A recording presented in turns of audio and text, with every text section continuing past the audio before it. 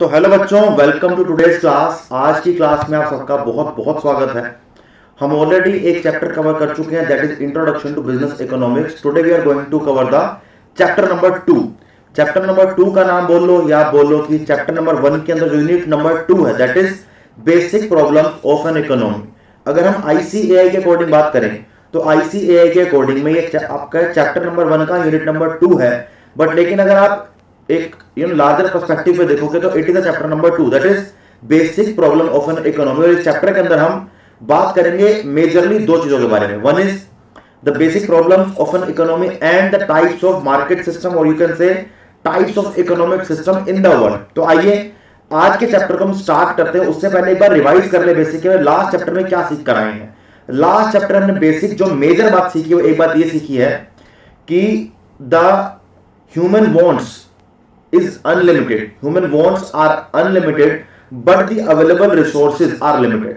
जो हमारी as a human being, जो हमारी एक needs हैं, जो हमारी requirements हैं, they are unlimited. उनकी कोई लिमिट नहीं है। लेकिन अगर मैं available resources की बात करूं to fulfill our needs, तो हमारी वो जो resources हैं they are limited only। जैसे हमने एग्जांपल लिया था, आप एग्जांपल पेट्रोलियम का ले लो, आप एग्जांपल लैंड का ले लो, आप एग्जांपल फॉरेस्ट का ले लो, आप किसी भी चीज का एग्जांपल लोगे ना, चाहे हमने एग्जांपल ग्राउंड वाटर का लिया था, तो आपको एक बात समझ आएगी कि यार हर इकोनॉमी के अंदर आपको एक प्रॉब्लम देखने को मिलेगी कि वहां पर रिसोर्सेज अनलिमिटेड है, लेकिन जो वांट्स है सोसाइटी की वो एकदम अनलिमिटेड वांट्स है।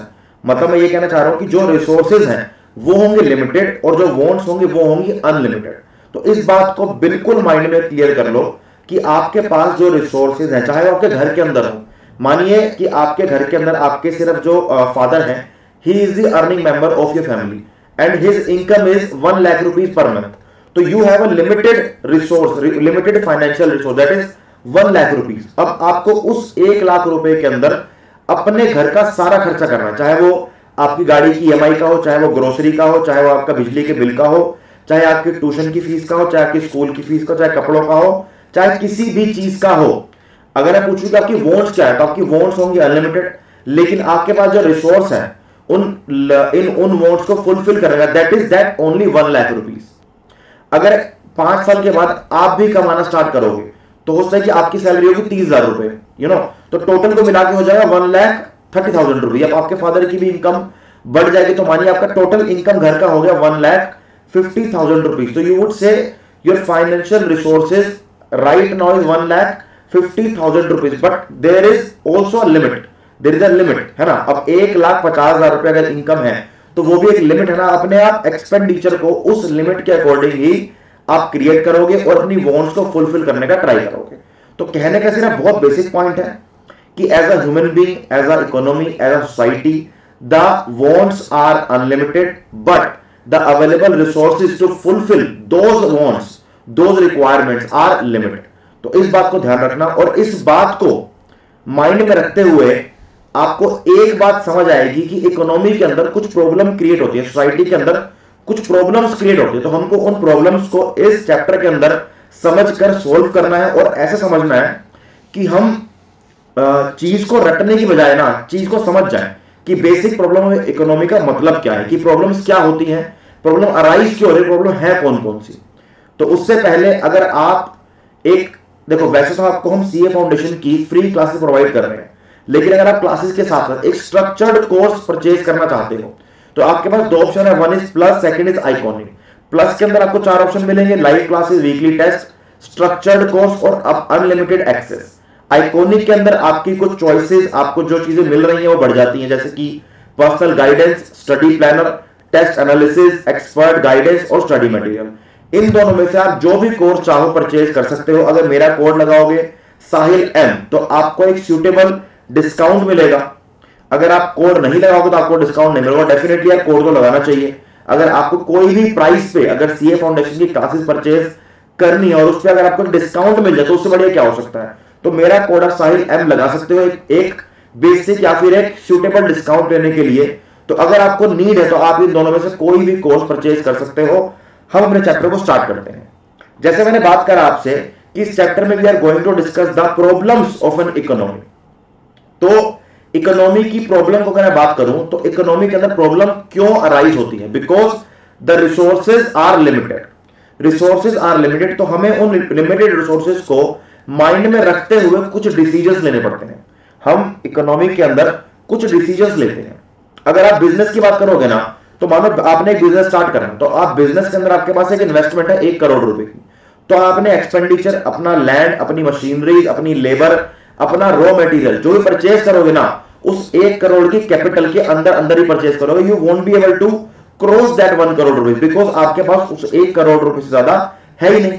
सेम अगर मैं किसी इकोनॉमी की, सोसाइटी की बात करता हूं, if we talk about an economy और अ सोसाइटी, तो एक सोसाइटी के पास, एक इकोनॉमिक सिस्टम के पास एक लिमिटेड रिसोर्सेज है। I am not talking about the limited resources are less और हाई, हम ये बात नहीं कर रहे हैं। चाहे आप किसी डेवलपिंग कंट्री की बात करो, चाहे आप किसी डेवलप्ड कंट्री की बात करो, whether you talk about India, Bangladesh, Pakistan, Sri Lanka, और you talk about UK, France, Russia, USA, आप किसी की बात भी कर लो, चाहे वो इकोनॉमी डेवलपिंग है, चाहे वो डेवलप्ड है, आपको ये प्रॉब्लम जरूर देखने को मिलेगी कि वहां पर रिसोर्सेज लिमिटेड है और रिक्वायरमेंट्स और वांट्स अनलिमिटेड है। तो उन सबको मायने में रखते हुए 3 प्रॉब्लम अराइज होती हैं। One is what to produce, second is how to produce, third is whom to produce. हम इन तीनों को डिटेल्ड वे में समझेंगे आज की क्लास में। और लास्ट एक एक्स्ट्रा जो आपने अपनी 11th 12th के अंदर नहीं पढ़ी, that is economic growth. And I think economic growth is one of the major problem भी है, मैं नहीं बोलूं तो एक ऐसा एक इशू है जिसके साथ डील करना बहुत जरूरी है। क्योंकि अगर मैं किसी बिजनेस की बात करूं, मैं चाहे किसी इकोनॉमिक सिस्टम, सोसाइटी की बात करूं, आपको ग्रोथ तो वहां पर चाहिए ही चाहिए। मानो अगर मैं बिजनेस स्टार्ट करता हूं, मैं बिजनेस में ये डिसाइड कर दूं कि मुझे क्या प्रोड्यूस करना है, मुझे कैसे प्रोड्यूस करना है, मुझे किसके लिए प्रोड्यूस करना है, यानी कि मेरे प्रोडक्ट क्या है, मैं क्या मशीनरी का टेक्नोलॉजी यूज करूंगा, और मेरे कस्टमर कौन कौन से होंगे। इन सबको भी डिसाइड करने के बाद जो मेजर फैक्टर आएगा ना माइंड में, वो ये आएगा कि मुझे अपने बिजनेस को ग्रो कैसे करना है। तो हर इकोनॉमी इन तीनों क्वेश्चन को डिसाइड करने के साथ साथ, तीनों क्वेश्चन को सोल्व करने के साथ साथ ये भी डिसाइड करती है कि इकोनॉमिक डेवलपमेंट देश में कैसे होनी चाहिए। तो सबसे पहले बात करेंगे फर्स्ट पॉइंट की, फर्स्ट प्रॉब्लम की, that is what to produce. अब आपको ये बात समझ आ गई है कि हमारे पास रिसोर्सेज लिमिटेड है और हमारी वांट्स या रिक्वायरमेंट्स अनलिमिटेड है। इसी अकॉर्डिंग, इसके वजह से हमारे पास 3 प्रॉब्लम्स निकल कर आती हैं कि जब आपके पास रिसोर्सेज लिमिटेड है तो आपको क्या प्रोड्यूस करना चाहिए। अब आपके पास मानो अगर एक मानो कि एक खेत है, आपके पास एक लैंड और आप एक फार्मर हो, तो आप उस, या तो आप चाहोगे कि आप उस एक लैंड पे 100 केजी राइस उगा लो। अगर आप चाहते हो कि आपको राइस के साथ साथ गेहूं भी उगानी है, तो आपको राइस की क्वांटिटी को कम करना पड़ेगा। तो आप बोलोगे 60 केजी मैं राइस उगा लेता हूं और 40 केजी या 20 केजी मैं गेहूं उगा लेता हूं। अगर आप चाहते हो कि मैं राइस की क्वांटिटी कम कर दूं और गेहूं की बढ़ा दूं, तो आप मानो कि आपने 40 केजी राइस कर दिया और 30 केजी आपने गेहूं कर दिया।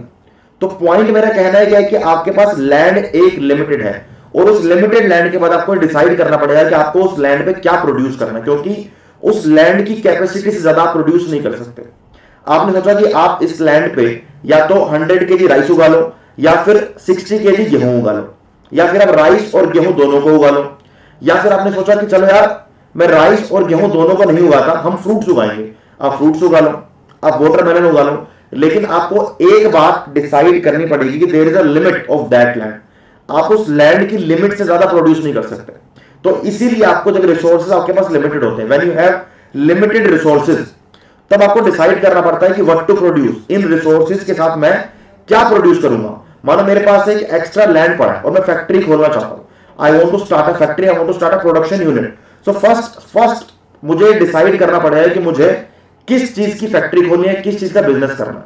अब मानो कि मेरा मन करता है कि मुझे जॉब करते हुए 10 साल हो गए, किसी एक वर्किंग क्लास पर्सन है, and now he is like यार I want to start my business. तो फर्स्ट क्वेश्चन वुड बी, अगर मानो कोई इंसान अपने फादर से बात कर रहा है, हम बात करते हैं ना फादर से कि भाई मुझे क्या पढ़ना है, मैं लाइफ में क्या करना चाहता हूं, what I want to become in this life. तो मानो कि 10 साल जॉब करने के बाद एक बच्चा अपने फादर से पूछता है कि पापा I want to discuss something with you. तो बोले कि ठीक है बताओ। तो उन्होंने बोला कि यार पापा I want to start my own business. तो उसके फादर का फर्स्ट क्वेश्चन पता क्या होगा कि ठीक है कि तू क्या बिजनेस करना चाहता है। वो ये नहीं पूछेंगे कि भाई तेरा दिमाग खराब हो गया, ये नहीं बोलेंगे, वो मोस्टली ऐसे नहीं बोलेंगे। ये नहीं बोलेंगे कितने पैसे चाहिए, ये नहीं बोलेंगे कि जगह है कि नहीं है, ये भी नहीं बोलेंगे बिजनेस कहां स्टार्ट करना है। उनका पहला क्वेश्चन होगा कि बिजनेस किस चीज का बिजनेस करेगा, क्या बिजनेस करेगा। चाहे तो एक फैक्ट्री खोलेगा, चाहे एक ऑफिस खोलेगा, चाहे कुछ भी करेगा, लेकिन क्या बिजनेस करेगा। तो आपको ये डिसाइड करना पड़ेगा सबसे पहले कि क्या बिजनेस करने वाले हो, क्या प्रोड्यूस करने वाले। तो first point is what to produce. जैसे कि हमारा पहला यहां पे पॉइंट बोल रहा है, since the resources are limited every society has to decide which goods और services should be produced and how many units of each good should be produced. क्या प्रोड्यूस करना है और कितना प्रोड्यूस करना है, यह आपको डिसाइड करना पड़ेगा। सेम अगर मैं बिजनेस स्टार्ट करता हूं, देखो बिजनेस से मैं आपको क्यों रिलेट कर रहा हूं, because we are studying business economics. हम यहां पे कोर माइक्रो इकोनॉमिक्स नहीं पढ़ रहे हैं, बिजनेस इकोनॉमिक्स पढ़ रहे हैं। तो जो भी हम पॉइंट, जो भी हम कॉन्सेप्ट पढ़ेंगे, हम उसको बिजनेस इकोनॉमिक्स से जरूर रिलेट करेंगे। तो जैसे कि मानो मैंने बोला कि मैं एक कोचिंग सेंटर स्टार्ट करना चाहता हूं, तो सबसे पहले मैं डिसाइड करूंगा कि मुझे कोचिंग सेंटर में पढ़ाना क्या है। क्या मैं 6, 7, 8, 9, 10 के बच्चों को पढ़ाऊंगा, क्या मैं 11, 12 के बच्चों को पढ़ाऊंगा, क्या मैं सीए के लिए बच्चों को पढ़ाऊंगा, क्या मैं एसएससी के लिए, यूपीएससी के लिए बच्चों को पढ़ाऊंगा, क्या मैथमेटिक्स पढ़ाऊंगा। तो सबसे पहले आई डिसाइड कि मैं क्या पढ़ाऊंगा। तो मतलब क्या है कि चाहे आप सर्विस बेस्ड एक बिजनेस स्टार्ट करो, चाहे प्रोडक्ट बेस्ड एक बिजनेस स्टार्ट करो, but you have to decide what you gonna produce. So first question is what to produce, second problem is how to produce. अब मानो कि हमने ये डिसाइड कर लिया कि हमें क्या प्रोड्यूस करना है, सेकंड क्वेश्चन आएगा कैसे करोगे। ये डिसाइड करना भी आसान है कि क्या बनाना है, लेकिन क्वेश्चन क्या आएगा, ठीक है आपने डिसाइड कर लिया कि आपने एक फैक्ट्री स्टार्ट करनी है शर्ट बनाने की, तो आपने डिसाइड किया कि चलो हम शर्ट बनाएंगे। अब सेकंड क्वेश्चन आएगा कैसे बनाओगे, मशीनरी यूज करोगे या फिर हाथ से बनाओगे, है ना। हर तरीके के काम स्टार्टिंग से होते रहे हैं और आगे भी होते रहेंगे।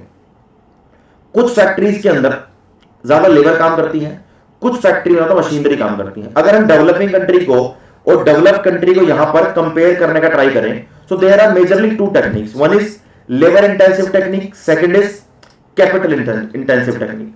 लेबर इंटेंसिव टेक्निक में हम टेक्नोलॉजी को ज्यादा यूज ना करके लेबर को ज्यादा यूज करते हैं। कैपिटल इंटेंसिव टेक्निक में हम लेबर को कम यूज करके टेक्नोलॉजी को ज्यादा यूज करते हैं। So if I talk about developed countries like USA, like UK, like Russia, like France, like Germany, so what you will observe they are using technology more than the labour. उसके 2 reason हो सकते हैं। First, आपके पास innovation के लिए बहुत ज्यादा investment है, सेकंड आपके पास लेबर कम है। But if I talk about a country like India, like Bangladesh, यहां पर लेबर बहुत ज्यादा है। आप यहां पे 100% कैपिटल इंटेंसिव इंडस्ट्री स्टार्ट नहीं कर सकते। अगर मानो आपने कई बार सुना होगा कि अगर इंडिया में टेक्नोलॉजी बहुत ज्यादा बढ़ जाती है तो अनएम्प्लॉयमेंट होने के चांसेस बढ़ जाएंगे। क्यों? मानो कि एक इंसान 10 लोग जो काम मिलकर करते हैं, अगर वो एक मशीनरी कर देगी सेम टाइम पे, तो 10 लोगों की नौकरी एक मशीन ने छीन ली, तो अनएम्प्लॉयमेंट बढ़ जाएगी। इसीलिए इंडिया के अंदर जब पॉलिसीज बनती है तो उन पॉलिसीज को माइंड में यह भी रखा जाता है कि टेक्नोलॉजी को, इनोवेशन को बूस्ट करने के साथ साथ हमें यह भी ध्यान रखना है कि हमारे देश में जो एम्प्लॉयड जनता है, जो एम्प्लॉयड लोग हैं, उनकी एम्प्लॉयमेंट ना छिन जाए। क्योंकि अगर उनकी एम्प्लॉयमेंट छिन गई तो मशीनरी कितना भी काम कर ले, डिमांड नहीं बढ़ेगी। देखो मेरे पास अगर पैसे ही नहीं है तो मशीनरी कितना मर्जी अच्छा काम करे, तुम्हारी ब्यूटीफुल प्रोडक्ट बना के दे दे मुझे, लेकिन मैं करूंगा क्या, मेरे पैसे उसको खरीदने के लिए होंगे ही नहीं। तो इस अगर पूरी बात को आप पूरी इकोनॉमी के अंदर समझोगे, हम अगर कैपिटल इंटेंसिव टेक्निक इंडिया के अंदर यूज कर दें और लेबर को रिमूव कर दें हर जगह से, तो डिमांड कैसे बनेगी? जब लोगों के पास सैलरी नहीं आएगी, पैसा नहीं आएगा, तो उसका सिस्टम क्या बनेगा तो वो देखा जाएगा बाद में। लेकिन अगर हम बात करें अभी, तो हाउ टू प्रोड्यूस के अंदर we have to study 2 techniques majorly. One is how to produce में the one technique is labour intensive, second is capital intensive. तो you have to decide how to produce your product. You have decided what to produce, now you have to decide how to produce. 2 problem आती हैं, क्या produce करना है ये decide कर लिया, उसके बाद कैसे प्रोड्यूस करना है, ज्यादा टेक्नोलॉजी यूज करनी है प्रोडक्ट को प्रोड्यूस करने के लिए या फिर ज्यादा लेबर यूज करनी है प्रोडक्ट को प्रोड्यूस करने के लिए, ये आपको डिसाइड करना पड़ेगा। ये आपके पापा भी ऐसे पूछेंगे। फर्स्ट क्वेश्चन होगा कि बेटा क्या बिजनेस करेगा, सेकंड क्वेश्चन होगा कैसे करेगा, क्या तुझे वो काम करना आता है, या तो वो काम तो खुद करेगा या फिर उसके लिए कोई मशीनरी लेके आएगा, या फिर उसके लिए कोई लोग रखेगा तो काम करने के लिए। अब मानो मैं सोचता हूं कि मुझे एक कपड़ा बनाने की फैक्ट्री खोलनी है, मुझे एक शर्ट बनाने की फैक्ट्री खोलनी है। पापा ने मुझसे पूछा कि अच्छा फैक्ट्री खोलेगा, शर्ट बनाएगा, बहुत बढ़िया है, अच्छी बात है, बिजनेस करने की सोच रहा है, मेरा बेटा मैच्योर हो रहा है, उससे बढ़िया क्या हो सकता है। उनका फर्स्ट क्वेश्चन क्या था कि क्या करना है। पहले क्वेश्चन का आंसर दीजिए, शर्ट बनानी है। सेकंड क्वेश्चन आया कैसे बनाएगा। उनको समझाऊंगा कि मैंने 4 लोग डिसाइड करे हैं, ये इंसान कपड़ा खरीद कर लाएगा, ये कपड़े की कटिंग करेगा, ये कपड़े को सिलेगा और ये मतलब मार्केटिंग करेगा। तो यहां मैंने ये भी डिसाइड कर ली कि हाउ टू प्रोड्यूस। तो दोनों प्रॉब्लम यहां पर सॉल्व हो गई। थर्ड प्रॉब्लम क्या आती है, home to produce.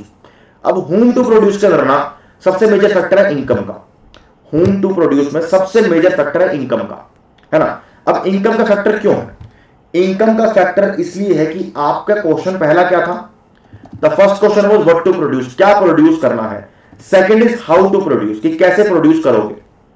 Third is whom to produce, किसके लिए प्रोड्यूस कर रहे हो। अब सोचो, अगर मैं एक बिजनेस स्टार्ट करता हूं and I want to cater a urban society, I want to cater a metropolitan cities like Bangalore, Delhi, Hyderabad और वी कैन से मुंबई और बहुत सारी, कोलकाता से बहुत सारे निकल आएंगी। तो वहां पर जो प्रोडक्ट बनाऊंगा, वहां पर मेरा प्रोडक्ट बनाने की थिंकिंग अलग होगी, बिकॉज वहां पर लोगों की purchasing power is higher. But अगर मैं चाहता हूं कि मैं रूरल इंडिया को सर्व करूं, मैं गांव के अंदर सामान बेचूंगा अपना, तो रूरल के अंदर या फिर विलेजेस के अंदर सामान बेचने के लिए मुझे एक बात मायने रखनी पड़ेगी कि यार जो प्रोडक्ट मैं बनाने वाला हूं, उस प्रोडक्ट को बेचने के लिए जिन लोगों को बेचने वाला हूं, उनकी purchasing power as compare to urban society, as compare to urban people काफी कम है। तो मुझे डिसाइड करना पड़ेगा कि मुझे किसके लिए प्रोड्यूस करना है। अगर आप इसका एक ब्रॉडर लेवल पे एग्जांपल समझने का ट्राई करो, तो मानो हम इंडिया की बात करते हैं। इंडिया के अंदर 2 चीजें काम करती हैं, एक मार्केट फोर्स और दूसरी गवर्नमेंट। आपने कई बार ये वर्ड सुने होंगे, सब्सिडी, है ना, और फ्रीबीज। जैसे अभी कई बार आपने देखा कि कुछ गवर्नमेंट कुछ particular units electricity free provide करती हैं, कुछ particular units water services free provide करती हैं। अब सुना है कि वाईफाई की सर्विसेज कुछ लिमिट तक फ्री प्रोवाइड करी जाएगी, जिसमें आप गवर्नमेंट साइट्स खोल सकते हो, अपने कुछ इंपॉर्टेंट काम कर सकते हो। तो इसके अंदर आपको 2 चीज देखने को मिल रही है। एक तो अगर आपने एग्जांपल समझते हैं कि अगर आपने 200 यूनिट से ज्यादा इलेक्ट्रिसिटी यूज करी तो आपको पैसे देने पड़ेंगे इलेक्ट्रिसिटी के। लेकिन अगर आपकी total consumption of electricity is less than 200 units तो आपको पैसे नहीं देने पड़ेंगे। किसको? इलेक्ट्रिसिटी कंपनी को। तो यहां मतलब क्या हुआ, यहां मेरे कहने का मतलब यह है कि गवर्नमेंट ने इंडिया में 2 लोग 2 तरीके से सिटीजन को या सोसाइटी को डिवाइड किया। एक जिन लोगों की इनकम अच्छी है और एक जो एक उस सेक्टर में आते हैं जो अंडर डेवलप्ड या फिर अंडर प्रिविलेज्ड या फिर पुअर सेक्शन, जिनकी कमाई अच्छी नहीं है, जिनके पास पैसे नहीं है। और सेकंड सेक्शन में पैसा बहुत है, उन्हें कोई दिक्कत नहीं है इलेक्ट्रिसिटी के लिए पे करने के लिए। तो गवर्नमेंट ने क्या डिसाइड किया कि जिन लोगों के पास पैसे नहीं है, जो लोग अंडर प्रिविलेज या फिर अंडर डेवलप्ड सोसाइटी से बिलोंग करते हैं, the government has decided to provide them the basic facilities like health care, like education, like electricity, like water, जो उनकी बेसिक रिक्वायरमेंट को फुलफिल करते हैं। लेकिन जो लोग इन पर्टिकुलर चीजों को अफोर्ड कर सकते हैं, जो इन पर्टिकुलर सर्विसेज को अफोर्ड कर सकते हैं, तो उनके लिए प्राइवेट स्कूल्स बनाए गए हैं, उनके लिए प्राइवेट कॉलेजेस बनाए गए हैं, उनके लिए एक वाटर की जगह वो, अब आप सोचो फ्रेश वाटर जो हम घर में आता है हमारे, उसके साथ साथ आप बिस्लेरी का पानी, आप मिनरल वाटर भी परचेज करते हो। तो जो लोग उसको अफोर्ड कर सकते हैं, गवर्नमेंट ने उनके लिए भी डिसाइड किया कि ठीक है वो परचेज करो, कोई दिक्कत नहीं है। मार्केट फोर्स है, डिमांड एंड सप्लाई से आपका प्राइस डिसाइड होगा। तो यहां पे होम टू प्रोड्यूस का क्या हुआ ना, गवर्नमेंट ने डिसाइड कर लिया कि भाई हमने क्या चीज ऐसी प्रोड्यूस करनी है जो हम उन सेक्शन को देंगे जिन लोगों की इनकम काफी कम है, और ऐसा क्या प्रोड्यूस होगा जो उन सेक्टर को दिया जाएगा जिनकी इनकम काफी अच्छी है। तो आपको डिसाइड करना पड़ता है पेइंग कैपेसिटी को लेके कि व्हाट टू प्रोड्यूस। तो 3 प्रॉब्लम डिस्कस करी है हमने, what to produce, how to produce and whom to produce. पहले में आप बात करते हो कि आपने क्या प्रोड्यूस करना है, सेकंड आपने किसके लिए प्रोड्यूस करना है, थर्ड होम टू प्रोड्यूस। अब इसको समझते हैं बहुत ही बेसिक लेवल पे। Let's start with the first problem, what to produce. आपने बोला कि आपने एक रेडीमेड गारमेंट्स बनाने की फैक्ट्री लगानी है, ठीक है। तो आपसे पूछा कि आप क्या बनाओगे, आपने बोला कि हम रेडीमेड गारमेंट्स की फैक्ट्री लगाएंगे, ठीक है। सेकंड क्वेश्चन, क्या कैसे बनाओगे? आपने बोला कि हमने 10 लोगों की टीम बनाई है, सब लोगों को हमने काम बांट दिया, कोई प्रोडक्शन संभालेगा, कोई ऑपरेशन संभालेगा, कोई मार्केटिंग संभालेगा, कोई पैकेजिंग संभालेगा, ठीक है। चलो हाउ टू प्रोड्यूस भी सोल्व हो गया। Third, for whom to produce. अब आपने बोला कि आप किसके लिए प्रोड्यूस करना चाहते हो, तो आपने बोला कि हम प्रोड्यूस करना चाहते हैं, सिर्फ हम बनाएंगे फीमेल रेडीमेड गारमेंट्स, हम बनाएंगे फीमेल शर्ट्स, हम बनाएंगे फीमेल टी शर्ट्स, हम बनाएंगे फीमेल जीन्स, हम सिर्फ फीमेल्स के लिए कपड़ा बनाएंगे, फीमेल्स के लिए रेडीमेड गारमेंट्स बनाएंगे। तो देखो बिजनेस के पॉइंट ऑफ व्यू में भी आपको हमेशा इन तीनों प्रॉब्लम को सोल्व करना पड़ेगा कि आप क्या बनाना चाहते हो, आप कैसे बनाना चाहते हो और आप किसके लिए बनाना चाहते हो। ये तीन बातें आपको जरूर ध्यान रखनी पड़ेंगी बिजनेस इकोनॉमिक्स को समझने के लिए, बिजनेस को समझने के लिए। उसके बाद नेक्स्ट पॉइंट है इकोनॉमिक ग्रोथ। पहले पढ़ते जाए इसके बारे में। A society would not like to use all its scarce resources. So I have told you the scarcity of resources. It means the resources are limited and wants are unlimited. Bar bar economics के कई point को समझने के लिए आपको इस line को अपने माइंड में रिपीट करना पड़ेगा कि resources are limited and wants and requirements are unlimited, that there is a scarcity of resources, that there is a scarcity of resources. Scarcity of resources का मतलब यही है कि रिसोर्सेज लिमिटेड है और wants अनलिमिटेड है, ठीक है। अब सोसाइटी ने a society would not like to use all its scarce resources for current consumption only. This is because if it use all the resources for current consumption and no provision is made for future production, the society's production capacity would not increase. यहां पर बात हो रही है society को लेके, एक whole economy को लेके, but as we are studying business economics, so let's talk about the economics और as a personal point of view, like let's talk about myself, ठीक है। तो मानो कि मैंने सोचा कि मैं एक बिजनेस स्टार्ट करने का सोचता हूं। हम बात कर रहे हैं इकोनॉमिक ग्रोथ की, हम तीनों प्रॉब्लम यहां पर सोल्व कर चुके हैं, हमने आज की क्लास में ही तीनों की तीनों प्रॉब्लम को सोल्व कर लिया है। अब बात करेंगे इकोनॉमिक ग्रोथ क्यों जरूरी है और इकोनॉमिक ग्रोथ एक प्रॉब्लम कैसे है किसी भी इकोनॉमी की, किसी भी सोसाइटी की और किसी भी बिजनेस की। So let's take an example. मानो कि मैंने एक बिजनेस स्टार्ट किया, मैंने बिजनेस के अंदर 10 लाख रुपए की इन्वेस्टमेंट करी। उस बिजनेस की इन्वेस्टमेंट के बाद मैंने ये देखा कि मुझे हर महीने 2 लाख रुपए की इनकम हो रही है। तो मेरे पास दो ऑप्शंस हैं, या तो मैं 2 लाख के 2 लाख जो मैं इनकम कमा रहा हूं उसको मैं कंज्यूम कर लूं, खर्च कर दूं, गाड़ी खरीद लूं, कपड़े खरीद लूं, घूमूं फिरूं, ऐश करूं, या फिर एक ऑप्शन क्या आएगा जो मोस्टली समझदार जो बिजनेस लोग हैं वो करते हैं, जो लोग बिजनेसमैन होते हैं वो करते हैं, वो 2 लाख में से ना एक्सपेंडिचर को अलग निकाल लेंगे, सेविंग को अलग निकाल लेंगे और इन्वेस्टमेंट को अलग निकाल लेंगे। एक्सपेंडिचर क्या होगा? करंट कंजम्पशन, क्योंकि देखो यार आपका खर्चा भी होगा, आपकी ईएमआई भी जाएगी, गाड़ी की, आपकी घर की ईएमआई जाएगी, आपके घर का खर्चा होगा, उसके लिए आपने एक्सपेंडिचर अलग निकाल लिया। फिर आपने निकाला सेविंग्स। सेविंग का मतलब क्या है कि एक वो ऐसा कंजम्पशन है, ऐसा एक आपका एक्सपेंडिचर है जिसको आप अभी करंटली यूज नहीं करो लेकिन फ्यूचर में यूज करोगे। मानो कि आपको फ्यूचर में कोई नीड पड़ती है, आपने कोई एक फोन खरीदना है, आपने गाड़ी खरीदनी है, आपके कोई मेडिकल इमरजेंसी है, तो for that needs you would require a particular amount of money to solve the future uncertainties, जो फ्यूचर में रिस्क आ सकते हैं पर्सनल लाइफ में, उसके लिए आपने सेविंग कर लिया। तो मानो आपने 1 लाख रुपए एक्सपेंडिचर के लिए रखा, करंट कंजम्पशन के लिए, आपने 50,000 रुपए रखा सेविंग के लिए, और आपने बोला जो ये 50,000 रुपए मेरे 2 लाख की इनकम में से out of that 2 lakh rupees you have spent 1 lakh rupees as your current expenditure, you have saved 50,000 rupees as a saving, and you have decided to the rest 50,000 rupees as an investment back to your business. आपने बोला कि जो 50,000 रुपए और extra है उसको मैं अपने बिजनेस के अंदर इन्वेस्ट करूंगा। अब क्यों करूंगा? आपने बोला कि जैसे जैसे मैं अपने बिजनेस के अंदर इन्वेस्ट करता रहूंगा तो मेरी कैपिटल इंक्रीज होती रहेगी। जो पहले कैपिटल 10 लाख रुपए थी अब वो 10,50,000 रुपए हो गई है।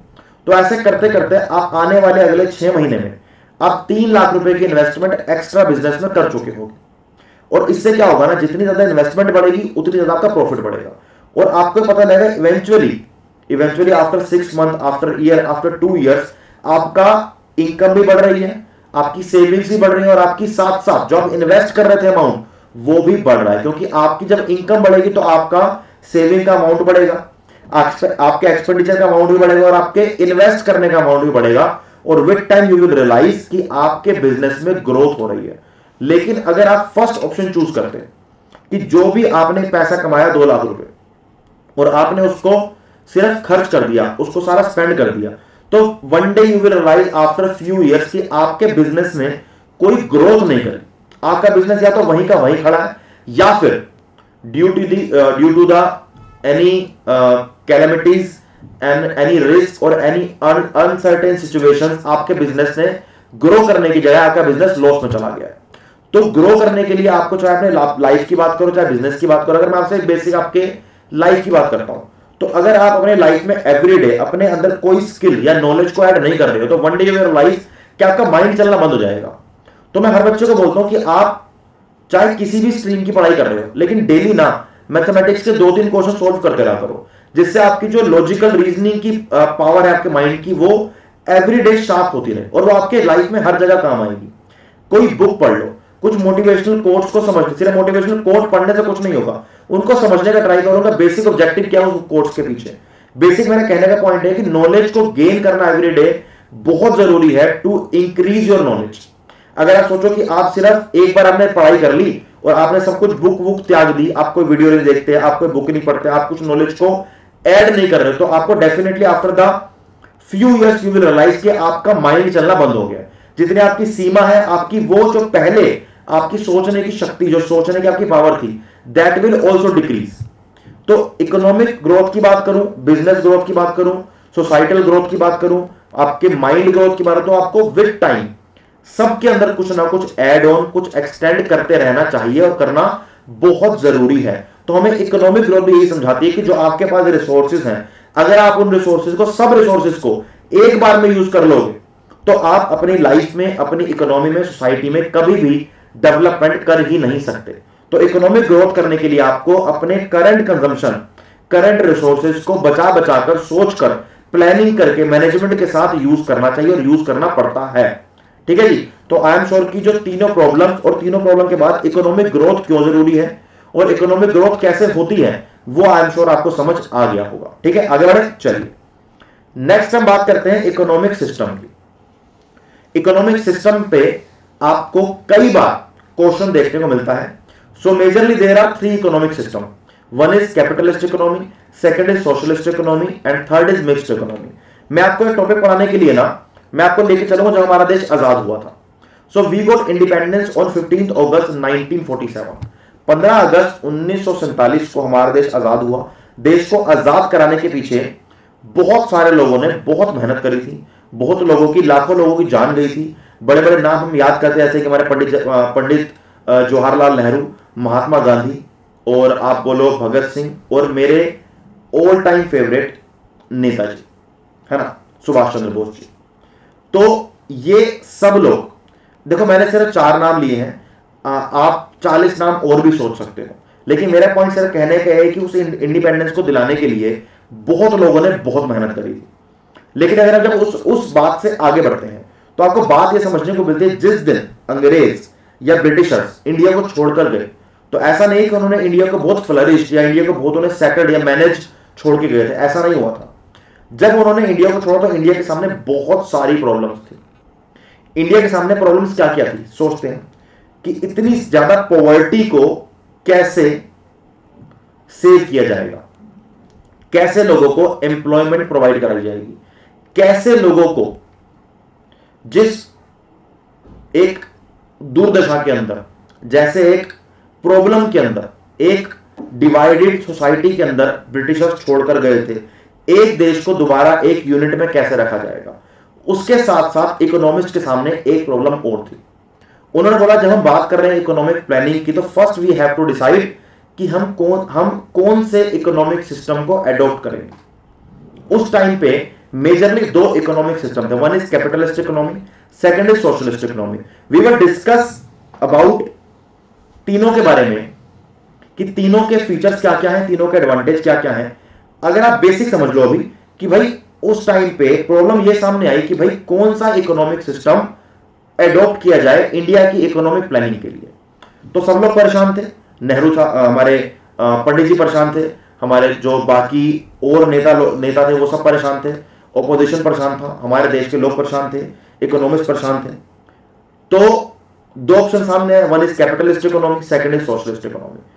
बेसिक समझो, कैपिटलिस्ट इकोनॉमी के अंदर ना यार क्या होता है, कैपिटलिस्ट इकोनॉमी के अंदर गवर्नमेंट का इंटरफेयर नहीं होता। कैपिटलिस्ट इकोनॉमी में गवर्नमेंट का इंटरफेयर नहीं होता, जो भी होगा मार्केट में होगा। मार्केट अपने आप प्रोडक्ट को बनाएगी, अपने आप प्रोडक्ट को बेचेगी, उससे प्रॉफिट कमाएगी। तो ये देखा गया है कैपिटलिस्ट इकोनॉमी का जो बेसिक ऑब्जेक्टिव है वो क्या है, सिर्फ प्रॉफिट है। तो जब ये बात सोची तो अंग्रेज माइंड में आए, ब्रिटिशर्स माइंड में आए कि ब्रिटिशर भी तो यही कर रहे थे हमारे साथ, ब्रिटिशर भी तो हमारे साथ यही कर रहे थे। उनका एम्बिशन क्या था इंडिया के अंदर, सिर्फ प्रॉफिट कमाना। उन्होंने इंडिया के साथ क्या किया, उन्होंने इंडिया को कन्वर्ट किया सिर्फ एक रॉ मटेरियल प्रोवाइड करने की फैक्ट्री में, कि यहां से रॉ मटेरियल वो लेके जाते थे और अपने देश में जाके फिनिश्ड गुड्स क्रिएट करते थे, अलग अलग दूर दूर दुनिया में, दूर दूर शहरों में, अलग अलग देशों के अंदर बेचते थे, इंडिया में आके बेचते थे। तो जब ये बात सामने आई कि कैपिटलिस्ट इकोनॉमी का मतलब है कि आपका सिर्फ ऑब्जेक्टिव होगा ओनली प्रॉफिट मेकिंग, तो हमारे देश के इकोनॉमिस्ट लीडर्स ने बोला कि नहीं नहीं, हमारे देश का ऑब्जेक्टिव ये नहीं हो सकता। जब हम भारत को नए रूप से बनाने का ट्राई कर रहे हैं तो हमारे देश का ऑब्जेक्टिव ये नहीं हो सकता। सेकंड हमने आया सोशलिस्ट इकोनॉमी। सोशलिस्ट इकोनॉमी के अंदर 100% ओनरशिप गवर्नमेंट की होती है, प्राइवेट हाथों का कोई काम नहीं होता, सब चीजें गवर्नमेंट के हाथ में होती है। तो गवर्नमेंट ने सोचा कि क्या हम इतने एबल हैं कि हम सब कुछ खुद कर लेंगे। गवर्नमेंट ने सोचा कि क्या हमारे अंदर इतनी एबिलिटी है कि हम सारी फैक्ट्रीज, सारे सेक्टर्स, सारी इंडस्ट्रीज बिना प्राइवेट हेल्प के सब कुछ कर लेंगे। क्या हमें ऐसा लगता है, और क्या हम चाहते हैं कि हमारे देश के अंदर प्राइवेट सेक्टर डेवलप ना हो, क्योंकि जितना ज्यादा प्राइवेट सेक्टर इकोनॉमी के अंदर बढ़ेगा उतनी ज्यादा एम्प्लॉयमेंट बढ़ेगी। जितना ज्यादा प्राइवेट सेक्टर इकोनॉमी के अंदर ग्रो करेगा उतनी ज्यादा इकोनॉमी के अंदर इनोवेशन, टेक्नोलॉजी, कैपिटल डेवलपमेंट, ये सब चीजें हमें देखने को मिलेंगी, जो हमें इंडिया के अंदर देखने को मिल भी रही। लेकिन स्टार्टिंग फेज में ऐसा नहीं था, 40 साल लगे हमें उस स्टेज को स्टार्ट करने के लिए, उसके बारे में आगे बात करेंगे कभी हम। लेकिन सोशलिस्ट इकोनॉमी को भी जब समझाया गया लीडर्स को, इकोनॉमिस्ट को, तो उनको लगा कि यार हमें नहीं लगता कि इंडिया के लिए ठीक है। तो उन्होंने डिसाइड किया कि चलो एक काम करते हैं, इन कैपिटलिस्ट इकोनॉमी और सोशलिस्ट इकोनॉमी के बेनिफिट्स निकाल के एक नया इकोनॉमिक सिस्टम बनाते हैं। तो इंडिया ने एक नया इकोनॉमिक सिस्टम बनाया खुद के लिए, अपने लिए, उसका नाम रखा मिक्स्ड इकोनॉमी। मिक्स्ड इकोनॉमी का मतलब क्या है, मिक्स्ड इकोनॉमी इज अ एमैल्गमेशन और a mixture of capitalist economy and socialist economy. तो आप कह सकते हो mixed economy is a mixture of capitalism and socialism. तो आइए आगे बढ़ते हैं और तीनों के बारे में डिटेल में समझने का ट्राई करते हैं। The first point is capitalist economy. वैसे तो मैंने आपको बेसिक समझा दिया है कैपिटलिस्ट इकोनॉमी क्या होती है, तो आइए थोड़ा सा बुकिश लैंग्वेज पढ़ भी लेते हैं। Capitalism, the predominant economic system in the modern global economy is an economic system in which all means of production are owned and controlled by private individuals for profit। दो बातें सामने आई, one is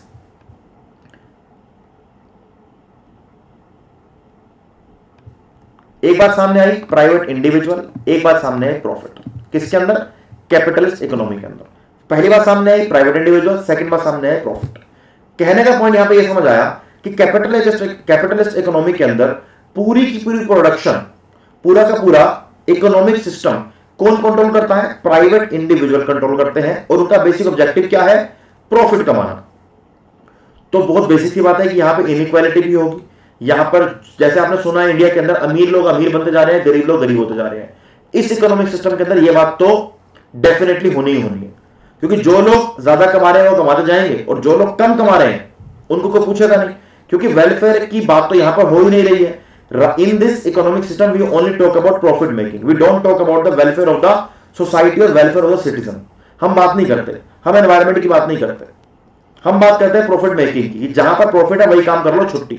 और मुझे लगता है it is not a practical solution of any problem. और अगर आप देखो, ऐसा बोला जाता है कि USA is an amazing example of a capitalist economy. Hong Kong is an amazing example of capitalist economy, but मैं नहीं मानता। मुझे लगता है कि राइट नाउ, हो सकता है कि पहले ऐसा होगा, हम अगर मैं 100 साल 150 साल पहले की बात करूं, जब मैं पैदा नहीं हुआ, आप पैदा नहीं हुए, तब ऐसा हो सकता है। लेकिन राइट नाउ मुझे लगता है कोई भी country is not a pure capitalist economy. Capitalist economy के अंदर मैं क्या बोला कि सब चीजें कंट्रोल और ओन करी जाएंगी प्राइवेट इंडिविजुअल से। आप सोच के देखो यूएसए के बारे में, यूएसए के अंदर यूएसए गवर्नमेंट है, यूएसए का सेंट्रल बैंक है जिसे हम फेडरल बैंक बोलते हैं, फेडरल रिजर्व बोलते हैं। यूएसए के अंदर अलग अलग आपके रेगुलेटरी अथॉरिटीज हैं जो रूल्स रेगुलेशन लॉज बनाती हैं। जब गवर्नमेंट रूल्स लॉज रेगुलेशंस बना रही है तो वहां पर सब चीजें प्राइवेट इंडिविजुअल कैसे ओन करेंगे। हां, ये बात कह सकते हैं कि majorly the USA is a majorly a capitalist economy, but it is not 100% pure capitalist economy. In this world right now, you won't be able to find a pure capitalist economy or a pure socialist economy. अब ऐसा कहा जाता है कि USA is a mixed capitalism. In USA you will observe mixed capitalist और mixed capitalist economy, की वहां पर कैपिटलिज्म तो है लेकिन साथ साथ कुछ मिक्स के लिए आपको फैक्टर देखने को मिलेंगे। सेकंड पॉइंट पढ़ते हैं, ideally the government has a limited role in the management of the economic affair under this system. देखो बात आ गई कि गवर्नमेंट का एक लिमिटेड रोल है। इस बात को ऐड किया गया है करंट सिचुएशन के हिसाब से कि भाई कैपिटलिस्ट इकोनॉमी में अगर मैं पहले पढ़ता 100 साल पहले, तो वहां पर आपको पढ़ने को मिलता है कि सब चीजें all the things, all the resources, all the production units, all the factories, offices, all the resources are owned and controlled by private individuals and their basic objective is making profit. But फिर बात देखने को मिली कि ऐसा तो नहीं हो सकता, क्योंकि जब हर जगह गवर्नमेंट है, इलेक्शन है, तो पता लगा कि हाँ राइट नाउ करंटली इस इकोनॉमिक सिस्टम के अंदर गवर्नमेंट का रोल भी है, चाहे वो लिमिटेड रोल हो। इंडिया के अंदर the role is of the government is much more than the developed economics or capital economics, because India is a mixed economy, but I am talking, but right now we are talking about the capitalist economy. So in the capitalist economy, what you will find majorly that all the things are controlled or owned by the private individuals with the wholly solely objective of profit, but you will also find that government has a limited role in the management and the economic affair under the capitalist economy. ठीक है भाई, तो अगर मैं USA का एक example लेके चलूं तो यूएसए के अंदर मोस्टली काम प्राइवेटली ओन्ड है, प्राइवेटली कंट्रोल्ड है, बट वहां पर गवर्नमेंट का भी एक लिमिटेड रोल है। तो इस टाइप की इकोनॉमी को हम कैपिटलिस्ट इकोनॉमी बोलते हैं, जहां पर सारा का सारा काम कैसे होता है, फ्री मार्केट इकोनॉमी से होता है, जिसको हम लेसेज फेयर इकोनॉमी बोलते हैं। देखो मुझे बोलना ना है तो भाई कोई बात नहीं, आप रट लो कि भाई फ्री की कैपिटलिस्ट इकोनॉमी को क्या सेकंड नाम क्या होता है, तो हो सकता है कि ये एमसीक्यू बन के आ जाए। हम एमसीक्यू डिस्कस करेंगे हर चैप्टर का, वेदर आप बात करो किसी भी चैप्टर की, चाहे वो चैप्टर बीसीके का है, चाहे वो चैप्टर बिजनेस इकोनॉमिक्स का है, हम हर चैप्टर के एमसीक्यू सोल्व करेंगे, चाहे हम स्पेशल क्लास के अंदर सोल्व करें, चाहे हम यूट्यूब पे सोल्व करें, लेकिन we will going to solve each and every MCQ for your each and every chapter, so you don't have to worry about this. तो capitalist economy you will find a free market economy. What is the meaning of free market economy? Free market economy का मतलब यह है कि price का जो decide है, जो प्राइस का डिटर्मिनेशन है किसी भी प्रोडक्ट का, that will be decided by the demand and supply of that particular product. जैसे ये ग्लास है, इस ग्लास का प्रोडक्ट कैपिटलिस्ट इकोनॉमी के अंदर इसकी डिमांड और सप्लाई से डिस्कस किया जाएगा, उसको एनालाइज और डिटरमाइन किया जाएगा। पी लूं पानी? चलो पी लेता हूं। पानी पीना बहुत जरूरी है भाई, इतना बोलने के बाद में पानी पीना बहुत जरूरी है। चलो ठीक है, तो आगे बढ़े। तो फ्री मार्केट इकोनॉमी का मतलब है कि वहां पे गवर्नमेंट की इंटरवेंशन नहीं है, सिर्फ डिमांड और सप्लाई को लेके प्राइस डिटरमाइन हो रहा है। ठीक है, ये हमारा हुआ पूरा कैपिटलिस्ट इकोनॉमी। सेकंड बात करेंगे feature of capitalist economy. One is right to private property. Simple सी बात है, हमें प्राइवेटरी प्रॉपर्टी काफी ज्यादा होती है और राइट टू प्राइवेट प्रॉपर्टी आपके हाथ में होता है कि आप प्राइवेट प्रॉपर्टी को ओन कर सकते हो। Second is freedom of enterprise. आप कोई भी बिजनेस स्टार्ट करना चाहते हो, if you want to become an entrepreneur, if you want to launch your startup, if you want to start a business, so you have a free hand. Government won't gonna stop you. Government not gonna stop you for doing anything or starting any business until unless आप एक terrorist बनने का try नहीं कर रहे हो और आप कोई टेररिस्ट फोर्स बनने का ट्राई नहीं कर रहे हो। लेकिन हाँ, ऑब्वियसली प्रैक्टिकल बात करेंगे तो आप कोई भी बिजनेस इजीली स्टार्ट कर सकते हो। Third point, freedom of economic choice. आप किसी भी तरह के, देखो फ्रीडम ऑफ एंटरप्राइज और फ्रीडम ऑफ इकोनॉमिक चॉइस दोनों सेम बातें हैं ऑलमोस्ट, कि आपको क्या ऑक्यूपेशन करनी है, यू कैन डिसाइड। आपने क्या जॉब करनी है, यू कैन डिसाइड। आपने क्या प्रोफेशन करना है, यू कैन डिसाइड। आपने कहां पर फैक्ट्री खोलनी है, यू कैन डिसाइड। आपने क्या बनाना है, कैसे बनाना है, क्यों बनाना है, किसके लिए बनाना है, यानी कि what to produce, how to produce and for whom to produce. You have all the right to decide. So in this capitalist economy, अगर मैं तीनों क्वेश्चन की बात करूं कि what to produce, how to produce and for whom to produce, all the three questions are solved or decided by the private individuals only। आप इन तीनों economic system को इस तरीके से ही पढ़ सकते हो कि तीनों क्वेश्चन को माइंड में रखो और सोचो कि तीनों क्वेश्चन के अंदर कौन सोल्व कर रहा है। जैसे कैपिटलिस्ट इकोनॉमी के अंदर ये तीनों क्वेश्चन प्राइवेट इंडिविजुअल सोल्व कर रहे हैं, because all the resources are owned and controlled by private individual, that is why they are solving those three questions, that is what to produce, how to produce and for whom to produce। Simple. चलो third हमारा fourth क्या, profit motive. मैंने बात कर आपको capitalist economy के अंदर एक सिंगल ऑब्जेक्टिव होता है पैसा कमाना, प्रॉफिट मेकिंग करना, सिंपल। फोर्थ पॉइंट है absence of government interfere. So we have already discussed. अगर हम बात करते हैं सोशल पहले की, तो आपको देखने को मिलेगा कैपिटलिस्ट इकोनॉमी के अंदर गवर्नमेंट का जीरो इंटरफेयर है, but right now there is a limited role और गवर्नमेंट का कुछ तरीके का, कुछ परसेंटेज का इंटरफेयर आपको देखने को मिलेगा। लास्ट पॉइंट है कंज्यूमर सॉवरेनिटी। कंज्यूमर की सॉवरेनिटी का मतलब है कंज्यूमर की चॉइसेस को आप क्या, अब देखो कंज्यूमर की सॉवरेनिटी कैसे है। मानो कि आपके पास एक ये पेन है और आप कैपिटलिस्ट इकोनॉमी के अंदर आपने देखा कि आपके पास परचेज करने के लिए 25 तरह के पेन है। So you have the right to decide which pen you want to purchase, but आप परचेज को छोड़कर ना पहले प्रोडक्शन पे आओ। वो 25 पेन प्रोड्यूस कैसे हुए? वो 25 तरीके के पेन प्रोड्यूस इसलिए हुए because the producers have the right to produce any kind of pen. Government का इंटरफेयर नहीं है। अब सोचो गवर्नमेंट बोलते हैं कि आपको सिर्फ 5 तरीके के पेन बनाने हैं और कंज्यूमर को उन 5 में से सिर्फ पेन चूज करना, तो वहां पे कंज्यूमर सॉवरेनिटी, कंज्यूमर फ्रीडम खत्म हो जाती है। तो प्रोड्यूसर के पास फ्रीडम नहीं है प्रोडक्शन करने के लिए, कंज्यूमर के पास फ्रीडम नहीं है परचेज करने के लिए। तो अगर गवर्नमेंट डिसाइड कर दे कि आप इतना ही चीजें बनाओगे, इतने तरीके की चीजें बनाओगे, तो आपको देखने को मिलेगा कि आप कैपिटलिस्ट इकोनॉमी की नहीं, आप सोशलिस्ट इकोनॉमी की बात कर रहे हो। But in the capitalist economy producers have the right to create, to make, जितने भी तरह के पेन वो बनाना चाहते हो पेन बनाओ। कंज्यूमर के पास भी फ्रीडम है, जितना तरह के पेन आप खरीदना चाहते हो वो खरीदो। सिंपल सी बात है। जिस पेन की डिमांड ज्यादा होगी फैक्ट्रीज के अंदर पेन ज्यादा बनेगा, जिस पेन की डिमांड कम होगी वो पेन कम बनेगा। जिस पेन की डिमांड उसकी सप्लाई से ज्यादा होगी उसका प्राइस बढ़ता चला जाएगा, जिस पेन की डिमांड उसके सप्लाई से कम हो जाएगी उसका प्राइस कम होता चला जाएगा। This is simple basic law of demand. ठीक है जी। तो कैपिटलिस्ट इकोनॉमी के अंदर law of demand purely follow होता है। कैपिटलिस्ट इकोनॉमी में law of demand purely follow होता है। अगर आप जब पढ़ोगे ना इसके बारे में आगे, और देखो वैसे आपके एग्जाम को लेके तो इतना जितना पढ़ा रहा हूं उतना बहुत है, उससे बाहर कुछ नहीं आएगा, लेकिन पढ़ो यार। अगर आप जैसे सीए जैसा अगर आप कोई कोर्स करना चाह रहे हो और आगे जाके आपको पता है कि फाइनेंशियल नॉलेज होना इज वेरी इंपॉर्टेंट, तो पढ़ो, जरूर पढ़ो। ठीक है। नेक्स्ट बात करेंगे merits of capitalist economy. First merit is capitalism is self regulating and works automatically through price mechanism. ये इसका मेरिट है। मेरिट कैसे है कि भाई कोई रेगुलेशन नहीं है। जब रेगुलेशन नहीं होगा तो प्राइस मैकेनिज्म डिमांड और सप्लाई से चलेगा।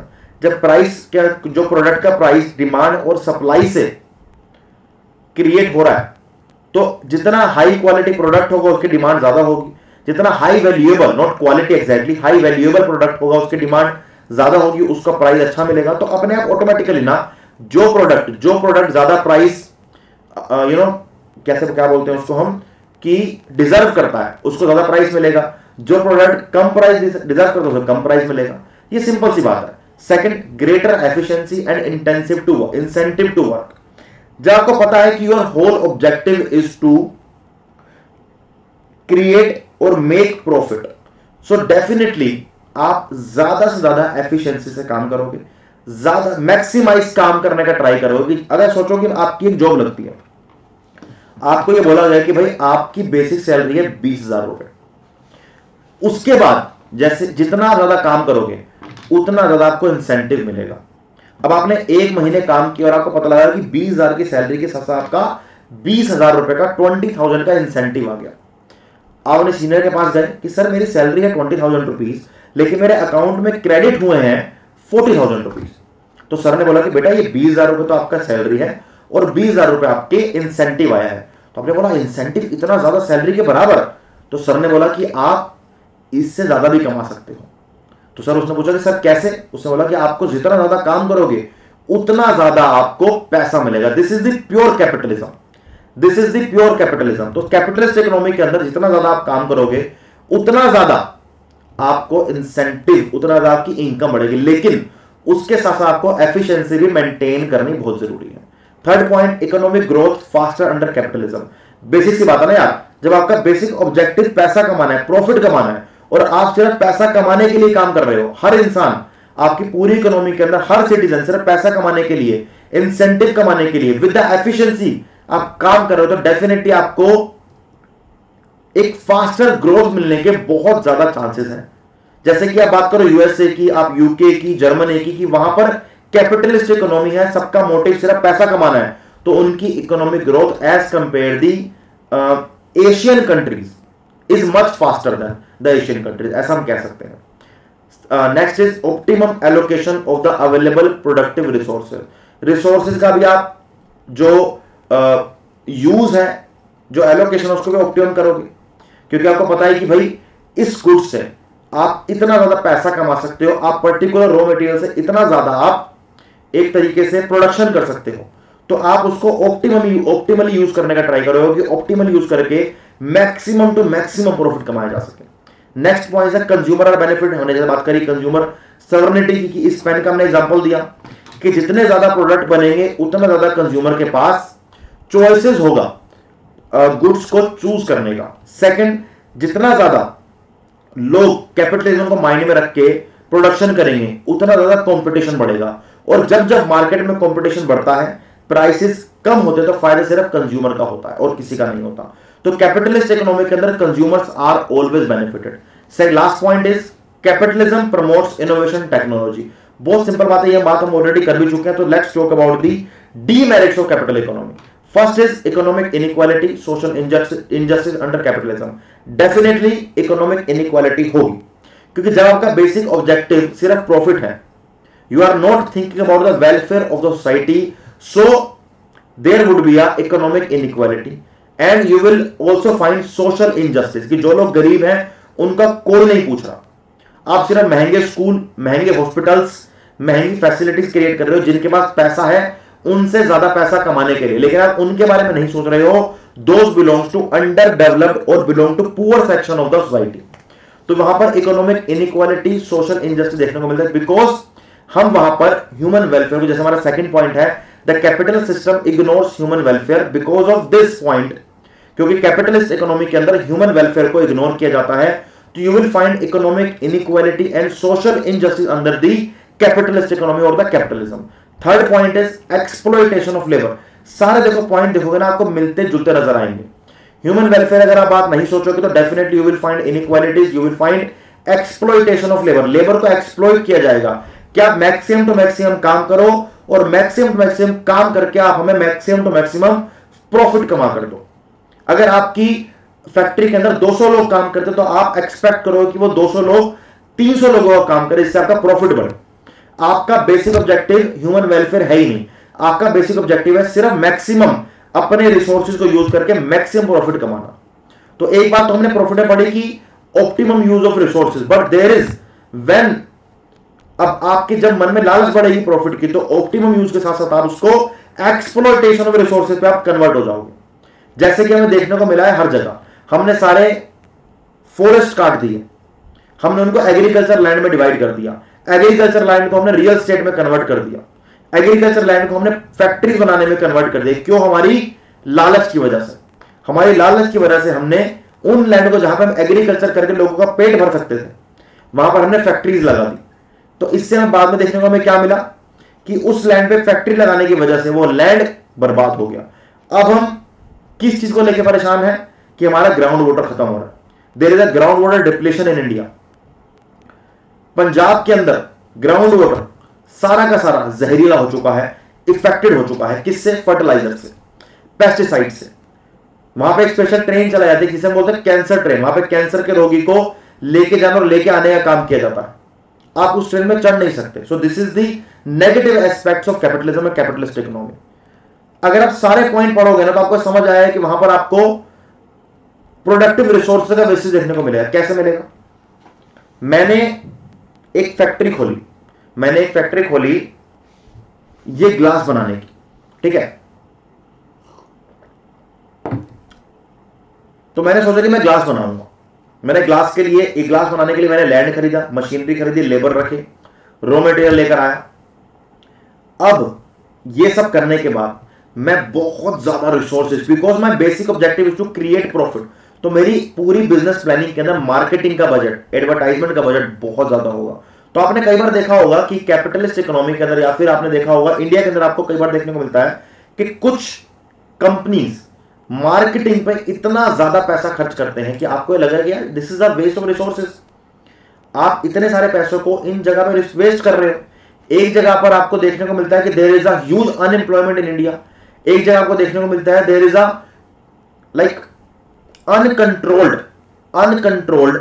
expenditure on the unproductive resources, like the unnecessary marketing, the unnecessary advertisement. आपको कई बार देखने को मिला होगा ऐसे कई स्टार्टअप, कई कंपनी सिर्फ इसलिए डूबे हैं क्योंकि वो एडवर्टाइजमेंट पे बिना सोचे समझे, बिना प्लानिंग के खर्च करते हैं। यहीं पर आपका एज अ सीए भी आपका रोल बढ़ जाता है कि आप अपने आगे जाने वाले क्लाइंट्स को, या आप एक तरीके से एडवाइस करोगे कि सर आपको मार्केटिंग पे या आपको एडवर्टाइजमेंट पे इतना पैसा खर्च नहीं करना चाहिए, because you guys are going to become the analyst, you guys are going to become advisors, economic advisors, financial advisors, जो बड़े बड़े बिजनेसमैन को, स्टार्टअप ओनर्स को एडवाइस करोगे। तो आपको यह बात समझना भी बहुत जरूरी है। हमने कैपिटलिस्ट इकोनॉमी समझ लिया क्या होता है, हमने उसके मेरिट्स, डीमेरिट, फीचर समझ लिया। नेक्स्ट बात करेंगे सोशलिस्ट इकोनॉमी की। Socialist economy was propounded by whom? Mister Karl Marx. Mister Karl Marx and Friedrich Engels in their work the communist manifesto published in 1848। देखा, जिन जिन लोगों का नाम आपके नोट्स के अंदर, स्पेशली आईसीएआई के मटेरियल के अंदर दिया गया है, जैसे कि एडम स्मिथ का नाम दिया गया है, जैसे कार्ल मार्क्स का नाम दिया गया है, यहाँ पे फ्रेडरिक एंजल्स का नाम दिया गया है, उनके एक वर्क का नाम दिया गया है, that is communist manifesto, that was published in 1848। तो इन चीजों को ना जरूर याद कर लेना। मैं कह रहा हूं कि हो सकता है कि ना आए, लेकिन सोचो कि अगर आ गया तो एक नंबर फ्री का, एक नंबर किसी ने टिक ही तो करके आना है। तो भाई इन चीजों को जब नोट्स बनाओगे ना, देखो नोट जरूर बनाना, ऐसे नोट जरूर बनने चाहिए जो आपको लास्ट दिन में आप उनको यूज कर सको। तो कार्ल मार्क्स और फ्रेडरिक एंजल ने सोशलिस्ट इकोनॉमी को प्रोपाउंड किया। मतलब प्रोपाउंड का मतलब है कि इस वर्ड के बारे में, इस पर्टिकुलर कॉन्सेप्ट के बारे में बात करी। किसके अंदर? अपने एक बुक बोलो, वर्क बोलो, the name of that work is the communist manifesto that was published in 1848। अब या तो कोई पेपर होगा, या तो कोई बुक हो सकती है, या फिर एक मैनिफेस्टो हो सकता है। जब जब हमारे देश के अंदर कोई इलेक्शन होते हैं तो बीजेपी बोलती है कि हम ये इलेक्शन लड़ रहे हैं पंजाब स्टेट में जीतने के लिए, तो हमारा ये मैनिफेस्टो है। उनके मैनिफेस्टो में उनके ऑब्जेक्टिव्स, उनकी आने वाली स्कीम्स, उनके फीचर, उनका प्रीवियस हिस्ट्री सब कुछ लिखा होता है टू इंप्रेस दी वोटर्स, कि आप ये पढ़ लो, आपको ये वादे कर रहे हैं। तो ऐसा ही एक मैनिफेस्टो कार्ल मार्क्स और मिस्टर फ्रेडरिक ने निकाला 1848 के, जहां पर उन्होंने बात करी सोशलिस्ट इकोनॉमी की। सो a socialist economic system is an economic system where the factors of production like labor, natural resources or capital goods are under the control of government। मतलब कहने का यह है कि when we were discussing about capitalist economy, so what I have said that all the resources are owned and controlled by the government, by the private individual, I'm sorry. But in the socialist economy is totally opposite of the capitalist economy. In the socialist economy, all the resources are controlled and owned by whom? The government. तो socialist economy के अंदर आप क्या पढ़ते हो कि जितने भी कैपिटल गुड्स हैं, नेचुरल रिसोर्सेज हैं, लेबर है, फैक्ट्रीज है, जो भी है, उन्हें ओन और कंट्रोल करती है गवर्नमेंट खुद। इट मींस गवर्नमेंट डिसाइड कि कितने तरह के पेन बनेंगे, गवर्नमेंट विल डिसाइड कि कितने तरह के पेन आप बेच सकते हो। तो कंज्यूमर के पास एक लिमिटेड चॉइसेस ऑटोमेटिकली आ जाएगी। सो देयर तो आपको ये नहीं मिलेगा कि गवर्नमेंट की कंज्यूमर के पास एक सॉवरेनिटी है गवर्नमेंट का, या फिर कंज्यूमर के पास एक फ्रीडम है प्रोडक्ट को चूज करने का लिए। आपको फील नहीं होगा, आपको ऐसा फील नहीं होगा। लेकिन अगर आप सोशलिस्ट इकोनॉमी और कैपिटलिस्ट इकोनॉमी को कंपेयर करोगे, देन यू विल रियलाइज कि there is a few benefits of capitalist economy over the socialist economy and there are few benefits of socialist economy over the capitalist economy. आगे बढ़ते हैं। A socialist economy is an economic system where the factor of production like labor, the same line दोबारा repeat होगी भाई, कोई बात नहीं। चलो आपने समझ तो लिया है ना कि भाई चाहे लेबर हो, चाहे कैपिटल गुड्स हो, चाहे नेचुरल रिसोर्सेज हो, सब कुछ are come under the government only. Everything and each and everything and anything is controlled and managed by और owned by the government only. ठीक है, तो सोशलिस्ट इकोनॉमी में कुछ फीचर्स हैं, that is there is a collective ownership. So when I am talking about the everything is controlled by the government, and what is a government? Who choose the government? Who owned the government? We as a voters, we own the government. As a voters, we control the government. As a voters, we decide the government. कौन है ये MLA, MP, prime minister, president, ये सब कौन है? They are the representatives of all the citizens of India. चाहे मैं बात करूं आपसे आपके किसी आसपास के स्टेट के, आपके किसी स्टेट के MLA की, चाहे मैं बात करूं आपके सेंटर के मेंबर ऑफ पार्लियामेंट की, कौन है ये लोग? इन सबको हमने चूज किया है एज आर रिप्रेजेंटेटर, जो हमारे देश की जनता को, देश के सिटीजन को रिप्रेजेंट करते हैं। कहां पर? मेंबर ऑफ पार्लियामेंट के अंदर और लेजिस्लेटिव असेंबलीज के अंदर, स्टेट के अंदर। तो कलेक्टिव ओनरशिप का मतलब है कि when I am saying the everything is owned by the government, it means the everything is owned by the public. Nothing is owned by the public and everything is owned by the public. So it is a very complex concept कि सब कुछ owned कर रही है public, but nothing is owned by the public. Everything is controlled by the government and everything is controlled by the public. क्योंकि indirectly government को बनाता कौन है? गवर्नमेंट को बनाती है पब्लिक। हमारे पीएम को इनडायरेक्टली चूज कौन करता है? पब्लिक। हम लोग वोट देके चूज करते हैं कि एमपी कौन बनेगा, और एक एमपी में से एक प्राइम मिनिस्टर चूज किया जाता है। तो अगर आप लॉजिकली समझो तो there is a collective ownership in the socialist economy. Second point is there is a central planning authority for the economic planning. जैसे इंडिया के अंदर there is central planning authority, that is our government. This is the central planning authority and they create all the economic plans. अगर मैं बात करूं India में नीति आयोग है, नीति आयोग का काम है इकोनॉमिक प्लानिंग करना इंडिया के अंदर, and NITI Aayog is the part of the government, part of the government system, part of the bureaucracy. तो this the NITI Aayog is the central planning authority in India which does all the planning work, all the economic planning work. Third point is absence of consumer choice. As I have discussed, as I have told you कि जब government ये decide करेगी क्या बनना है, क्या बिकना है और कितना बिकना है, तो वहां पे कंज्यूमर की चॉइस, प्रोड्यूसर की चॉइस खत्म हो जाती है। कंज्यूमर की चॉइस और प्रोड्यूसर की चॉइस खत्म हो जाती है।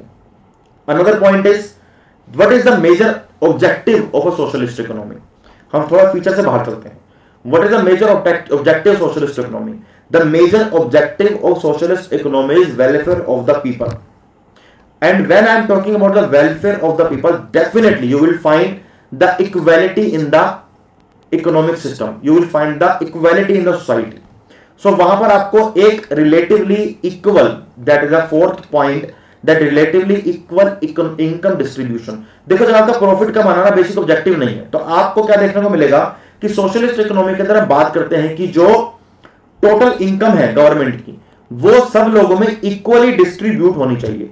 That all the income should be equally distribute between the all the citizen of the country. देखो ऐसा हो नहीं सकता, मतलब ये सब प्रैक्टिकली पॉसिबल नहीं है, लेकिन हम सोशलिस्ट इकोनॉमी के फीचर की बात कर रहे हैं। Next point is minimum role of market force. Market force का मतलब क्या? Demand and supply. कि प्राइस डिटरमिनेशन भी गवर्नमेंट करेगी, डिमांड एंड सप्लाई से प्राइस डिटरमाइन नहीं होगा कि ये ग्लास 20 रुपए का बिकेगा, गवर्नमेंट ने डिसाइड कर दिया। अब इसकी डिमांड चाहे 1000 ग्लास की हो, चाहे 5 ग्लास की हो, डिमांड और सप्लाई से इसका प्राइस डिटरमाइन नहीं होगा, प्राइस फ्लक्चुएट नहीं होगा। तो सेम तरीके से मार्केट फोर्सेस का काम यहां पर खत्म हो जाता है। Absence of competition. When everything is owned and decided by the government. So you won't find the competition है, आपको competition दिखेगा नहीं. There would be absence of competition. Competition है ही नहीं, क्योंकि everything is owned by the one person. मानो एक market के अंदर 10 दुकानें हैं और 10 की 10 दुकानों का मालिक मैं हूं. मान लो कि एक मार्केट में 10 दुकानें हैं, 10 के 10 दुकानों का मालिक मैं हूं, तो कौन किससे कंपटीशन करेगा? जब सारी दुकानें ही मेरी हैं, सारा सामान बिकी मेरा रहा है, तो कंपटीशन किस बात का हो गया? Same in socialist economy everything is owned and controlled by the government, and when everything is controlled by the government, so वहां पे कंपटीशन हो ही नहीं सकता. कंपटीशन क्यों होगा? थोड़े आपस में थोड़ी कंपटीशन करेगी गवर्नमेंट. हाँ, अगर आप लॉजिकली सोचो तो वहां पर करप्शन जरूर होगा. वहां पे करप्शन होने के चांसेस हैं कि गवर्नमेंट के लोग ज्यादा अपने घर में रखेंगे और जनता में कम बांटेंगे, ऐसा हो सकता है. चलो, ये तो हो गया फीचर्स की बात. सेकंड बात करेंगे merits of socialist economy. First point is equitable distribution of wealth and income. Simple बात, हमने पॉइंट बात करी थी यहां पर. Fourth point is that you will find relatively equal income distribution. So this is the first merit of socialist economy, that is equitable distribution of wealth and income. So आपको socialist economy के अंदर equitable distribution of wealth and income देखने को मिलता है. Second point, rapid and balanced economic development. If we compare the socialist economy and the capitalist economy, in capitalist economy you will find the faster economic growth as compared to socialist economy. In socialist economy you will find the balanced economic development because everything is owned by the government, and the basic objective, the major objective is not profit making. The major objective is welfare of people. And then when the major objective is welfare of people, so you will find there is a balanced economic development. You won't find a rapid economic development in the economy. Third point is socialist economy is a planned economy. Definitely na yaar. When everything is owned by a one person, so there is a central planning authority. The government is owning everything. Government के पास सब कुछ है, government सब कुछ own करते हो. Definitely वो सब कुछ जो भी करेंगे, चाहे अच्छा करे चाहे बुरा करे, वो बात नहीं है कि अच्छा है कि बुरा है, चाहे इकोनॉमी अच्छी चले चाहे बुरी चले, चाहे वहां पर ग्रोथ हो या ना हो, लेकिन एक इकोनॉमी प्लान्ड इकोनॉमी होगी. Next point is socialism ensures right to work and minimum standard of living. देखो, जब वेलफेयर ऑफ पीपल होगा तो आप इक्वालिटी की बात करोगे, जब वेलफेयर ऑफ पीपल होगा तो आप राइट टू वर्क की बात करोगे, मिनिमम स्टैंडर्ड ऑफ लिविंग की बात करोगे. अगर आप प्रॉफिट मेकिंग की बात करते हो तो आप सिर्फ प्रॉफिट मेकिंग की बात करोगे, आप वहां पर मिनिमम स्टैंडर्ड ऑफ लिविंग की बात नहीं करोगे कि भाई जिसके पास हिम्मत है पैसा कमा लो, अपनी स्टैंडर्ड ऑफ लिविंग बढ़ा दो. But when I am talking about a socialist economy and when we are talking about the welfare of people, तो गवर्नमेंट बाउंड हो जाती है सब लोगों को एक basic standard of living provide करने के लिए. Next point, the labourers and consumers are protected.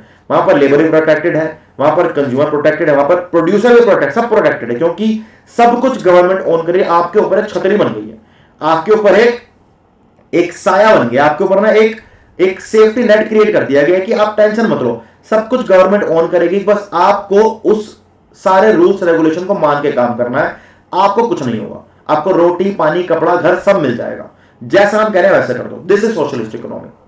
Next point is provision of comprehensive social security. ये सब पॉइंट आपस में एकदम मिलते जुलते हैं. इन सब पॉइंट्स के बारे में आप जरूर पढ़िएगा. वैसे ही देखो, मेरा चैप्टर सुनने में ना बहुत बड़े पॉइंट आपको बताता हूं क्या होता है. मेरा आप पढ़ो या किसी और चैप्टर का, आप किसी भी टीचर का पढ़ रहे हो, तो जब आप बुक पढ़ोगे ना तो आपको क्या रियलाइज होगा कि आपको ऑलरेडी सारे पॉइंट आते हैं. तो जिस चैप्टर को कवर करने में आपको 5 घंटे लगने थे, आप उसको 1 घंटे में कवर कर लोगे. ठीक है. अब नेक्स्ट हम बात करेंगे डीमेरिट ऑफ सोशलिस्ट इकोनॉमी. हर चीज का बेनिफिट भी है, हर चीज का नेगेटिव पॉइंट भी है. सो आप कुछ भी लाइफ में करोगे ना, you will definitely find everywhere कि प्रोज और कॉन्स हर चीज के साथ में आते हैं. तो फर्स्ट नेगेटिव पॉइंट और demerit socialist economy is the dominance of bureaucracy, that inefficiency and delay. I have told you ना कि भाई सोशलिस्ट इकोनॉमी के अंदर करप्शन होने के चांसेस बढ़ जाते हैं, क्योंकि सब कुछ गवर्नमेंट ओन कर रही है. ब्यूरोक्रेट्स या गवर्नमेंट के जो ऑफिसर हैं वो ओन कर रहे हैं, सारा काम उनके अंडर है. कुछ ट्रांसपेरेंसी नहीं है कि गवर्नमेंट कैसे काम करेगी. अब क्या पता है आपको कि कोई टेंडर पास होगा तो कैसे पास होगा, आपको मुझे कैसे पता लगेगा. हम दोनों नॉर्मल एक आम इंसान है, आपकी जिंदगी परेशान है सीए की पढ़ाई करने में, मेरा स्ट्रगल है आपको पढ़ाने में. कि भाई देखो, मतलब it is not a negative point, I am just saying कि आपकी लाइफ का एक ऑब्जेक्टिव क्या है कि आपने सीए एग्जाम क्लियर करना है. मेरा ऑब्जेक्टिव क्या है कि मुझे आपको कोर्स कंप्लीट कराना है, तो हम दोनों का जो यहां पर लाइफ का ऑब्जेक्टिव है ना, वो गवर्नमेंट के टेंडर कौन पास कर रहा है, कैसे पास कर रहा है, उससे मैच नहीं होता, हमें फर्क नहीं पड़ता उस चीज से, और ट्रांसपेरेंसी है भी नहीं, आपको पता भी नहीं चल सकता।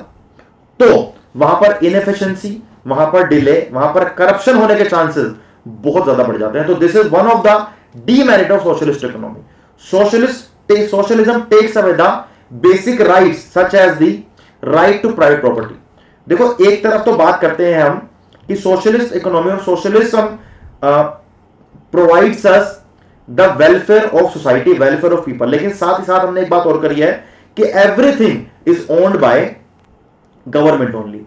तो वहां पर राइट टू प्राइवेट प्रॉपर्टी खत्म हो जाती है। कोई भी प्रॉपर्टी, चाहे आपने प्रॉपर्टी खुद खरीदी है, लेकिन आपको यह पता होगा कि भाई वो प्रॉपर्टी आप ओन नहीं करते, that property is majorly, that property is अगर मैं बात करूं एक real practical, that property is owned by the government only. Government जब चाहे आपको घर से निकाल देगी, उसके बदले कुछ देगी नहीं देगी उसकी मर्जी है। Next point, state monopolies created by socialism will sometimes become uncontrollable. Power, पैसा और किसी पर्टिकुलर प्रोडक्ट पे या पर्टिकुलर सोसाइटी पे एक अगर आपका कंट्रोल आ गया, मानो गवर्नमेंट का कंट्रोल आ गया सोसाइटी पे, पहला कोई लीडर बना उस गवर्नमेंट के अंदर, उसने बड़ा काम किया देश के लिए, देश के अंदर पुल बनाए, सड़कें बनाई, रिवर को साफ किया, एम्प्लॉयमेंट प्रोवाइड करी, इन्फ्लेशन कम करी, इनइक्वालिटी कम करी। नेक्स्ट लीडर आया, उसने भी कुछ ऐसा ही काम किया। अब उस देश के अंदर ना पैसा इकट्ठा हो चुका है, फैक्ट्रीज बन चुकी हैं, घर, लोगों के बड़े बड़े घर बन चुके हैं, ऑफिस, एमएनसीज, बड़ी बड़ी कंपनियां आ चुकी हैं। अब जो लीडर आएगा ना, अब आपको देखने को क्या मिलेगा कि everything is controlled by the government, सब कुछ गवर्नमेंट के हाथ में है, जो चाहे गवर्नमेंट कर ले। तो एक टाइम पे कभी कभी ऐसा भी देखने को मिला है पास्ट में और राइट नाउ, इवन अभी भी कई बार आपको देखने को मिलता है, when everything is controlled by the government ना, तो गवर्नमेंट की मोनोपोली, गवर्नमेंट के डिसीजंस कभी कभी नॉर्मल सिटीजन्स के प्रॉब्लम से, नॉर्मल सिटीजन्स के वांट से मैच नहीं करते।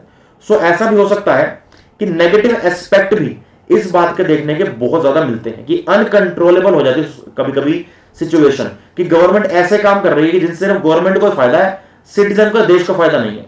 Next point, consumer have limited freedom of choice, ये हम बात ऑलरेडी कर चुके हैं। तो यहां पर हमारे डीमेरिट्स ऑफ सोशलिस्ट इकोनॉमी खत्म हो जाते हैं। अब बात करेंगे हम सबसे मेजर पॉइंट की, that is mixed economy. And whenever we talk about mixed economy, you have to understand or you have to analyze the Indian economy. Indian economy is the a pure example of mixed economy, because अगर आप majorly देखोगे ना, India ने mixed economy को create किया है। कि mixed economy क्या है, सिंपल समझते हैं। हमने सोशलिज्म में से, सोशलिस्ट इकोनॉमी में से और कैपिटलिस्ट इकोनॉमी दोनों में से हमने पॉजिटिव पॉइंट उठा के यहां रख दिए, दोनों को मिक्स किया और बना लिया मिक्स्ड इकोनॉमी। हमने क्या सोचा कि the mixed economy system depends on both markets, the government, both markets and government. Mixed economy के अंदर आपको market, private players और government दोनों काम करते हुए दिखेंगे। A mixed economic system is a system that combines both aspects of both capitalism and socialism. आपको capitalism और socialism दोनों के aspects mix दिखेंगे। A mixed economic system protects private property and allow a level of economic freedom in the use of capital, but also allows for governments to interfere in economic activities in order to achieve social aims. अब यहां पर 3-4 point है, ये समझते हैं। First point यहां पे क्या है, that is combines aspect of both capitalism and socialism.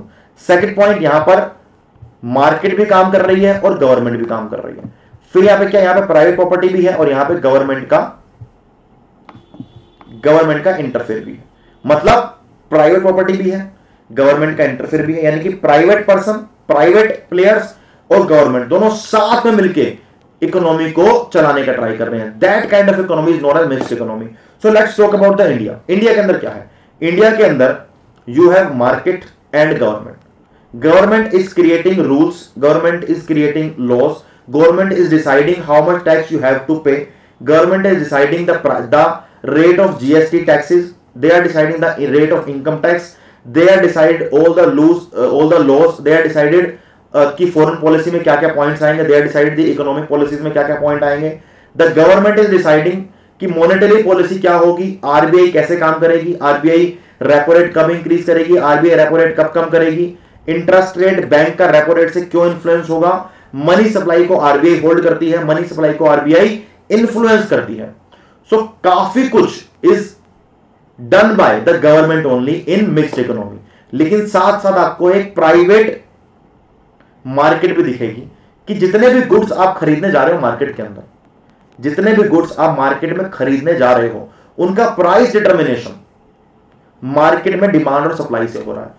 तो what to produce, how to produce and for whom to produce, ये कौन डिसाइड कर रहा है? यहां पर ये प्राइवेट प्लेयर्स और गवर्नमेंट दोनों मिलकर डिसाइड कर रहे हैं।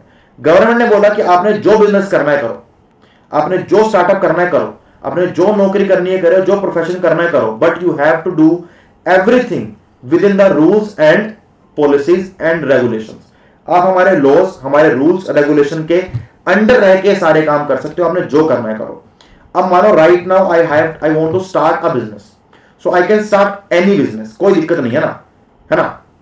लेकिन कुछ बिजनेस तो मैं बिना लाइसेंस के स्टार्ट कर सकता हूं, लेकिन उस बिजनेस को स्टार्ट करने के बाद मुझे जीएसटी पे करना पड़ेगा जहां पर जीएसटी पे करना है, मुझे इनकम टैक्स पे करने का पड़ेगा जहां मुझे इनकम टैक्स पे करना है। लेकिन अगर मैं ये सब काम नहीं करता हूं, लॉस के अगेंस्ट जाता हूं, रूल्स के अगेंस्ट जाता हूं, तो मुझे गवर्नमेंट आकर अरेस्ट भी कर सकती है, मुझ पर फाइन भी लगा सकती है, और वहीं पर चार्टर्ड अकाउंटेंट का काम बढ़ जाता है। वो अपने क्लाइंट का टैक्स सेव करते हैं, अपने क्लाइंट्स को ये बताते हैं कि कम से कम टैक्स कैसे पे करना है, क्या आप इन्वेस्टमेंट करो, क्या स्कीम खरीदो। इसीलिए you guys the CS are known as financial advisers.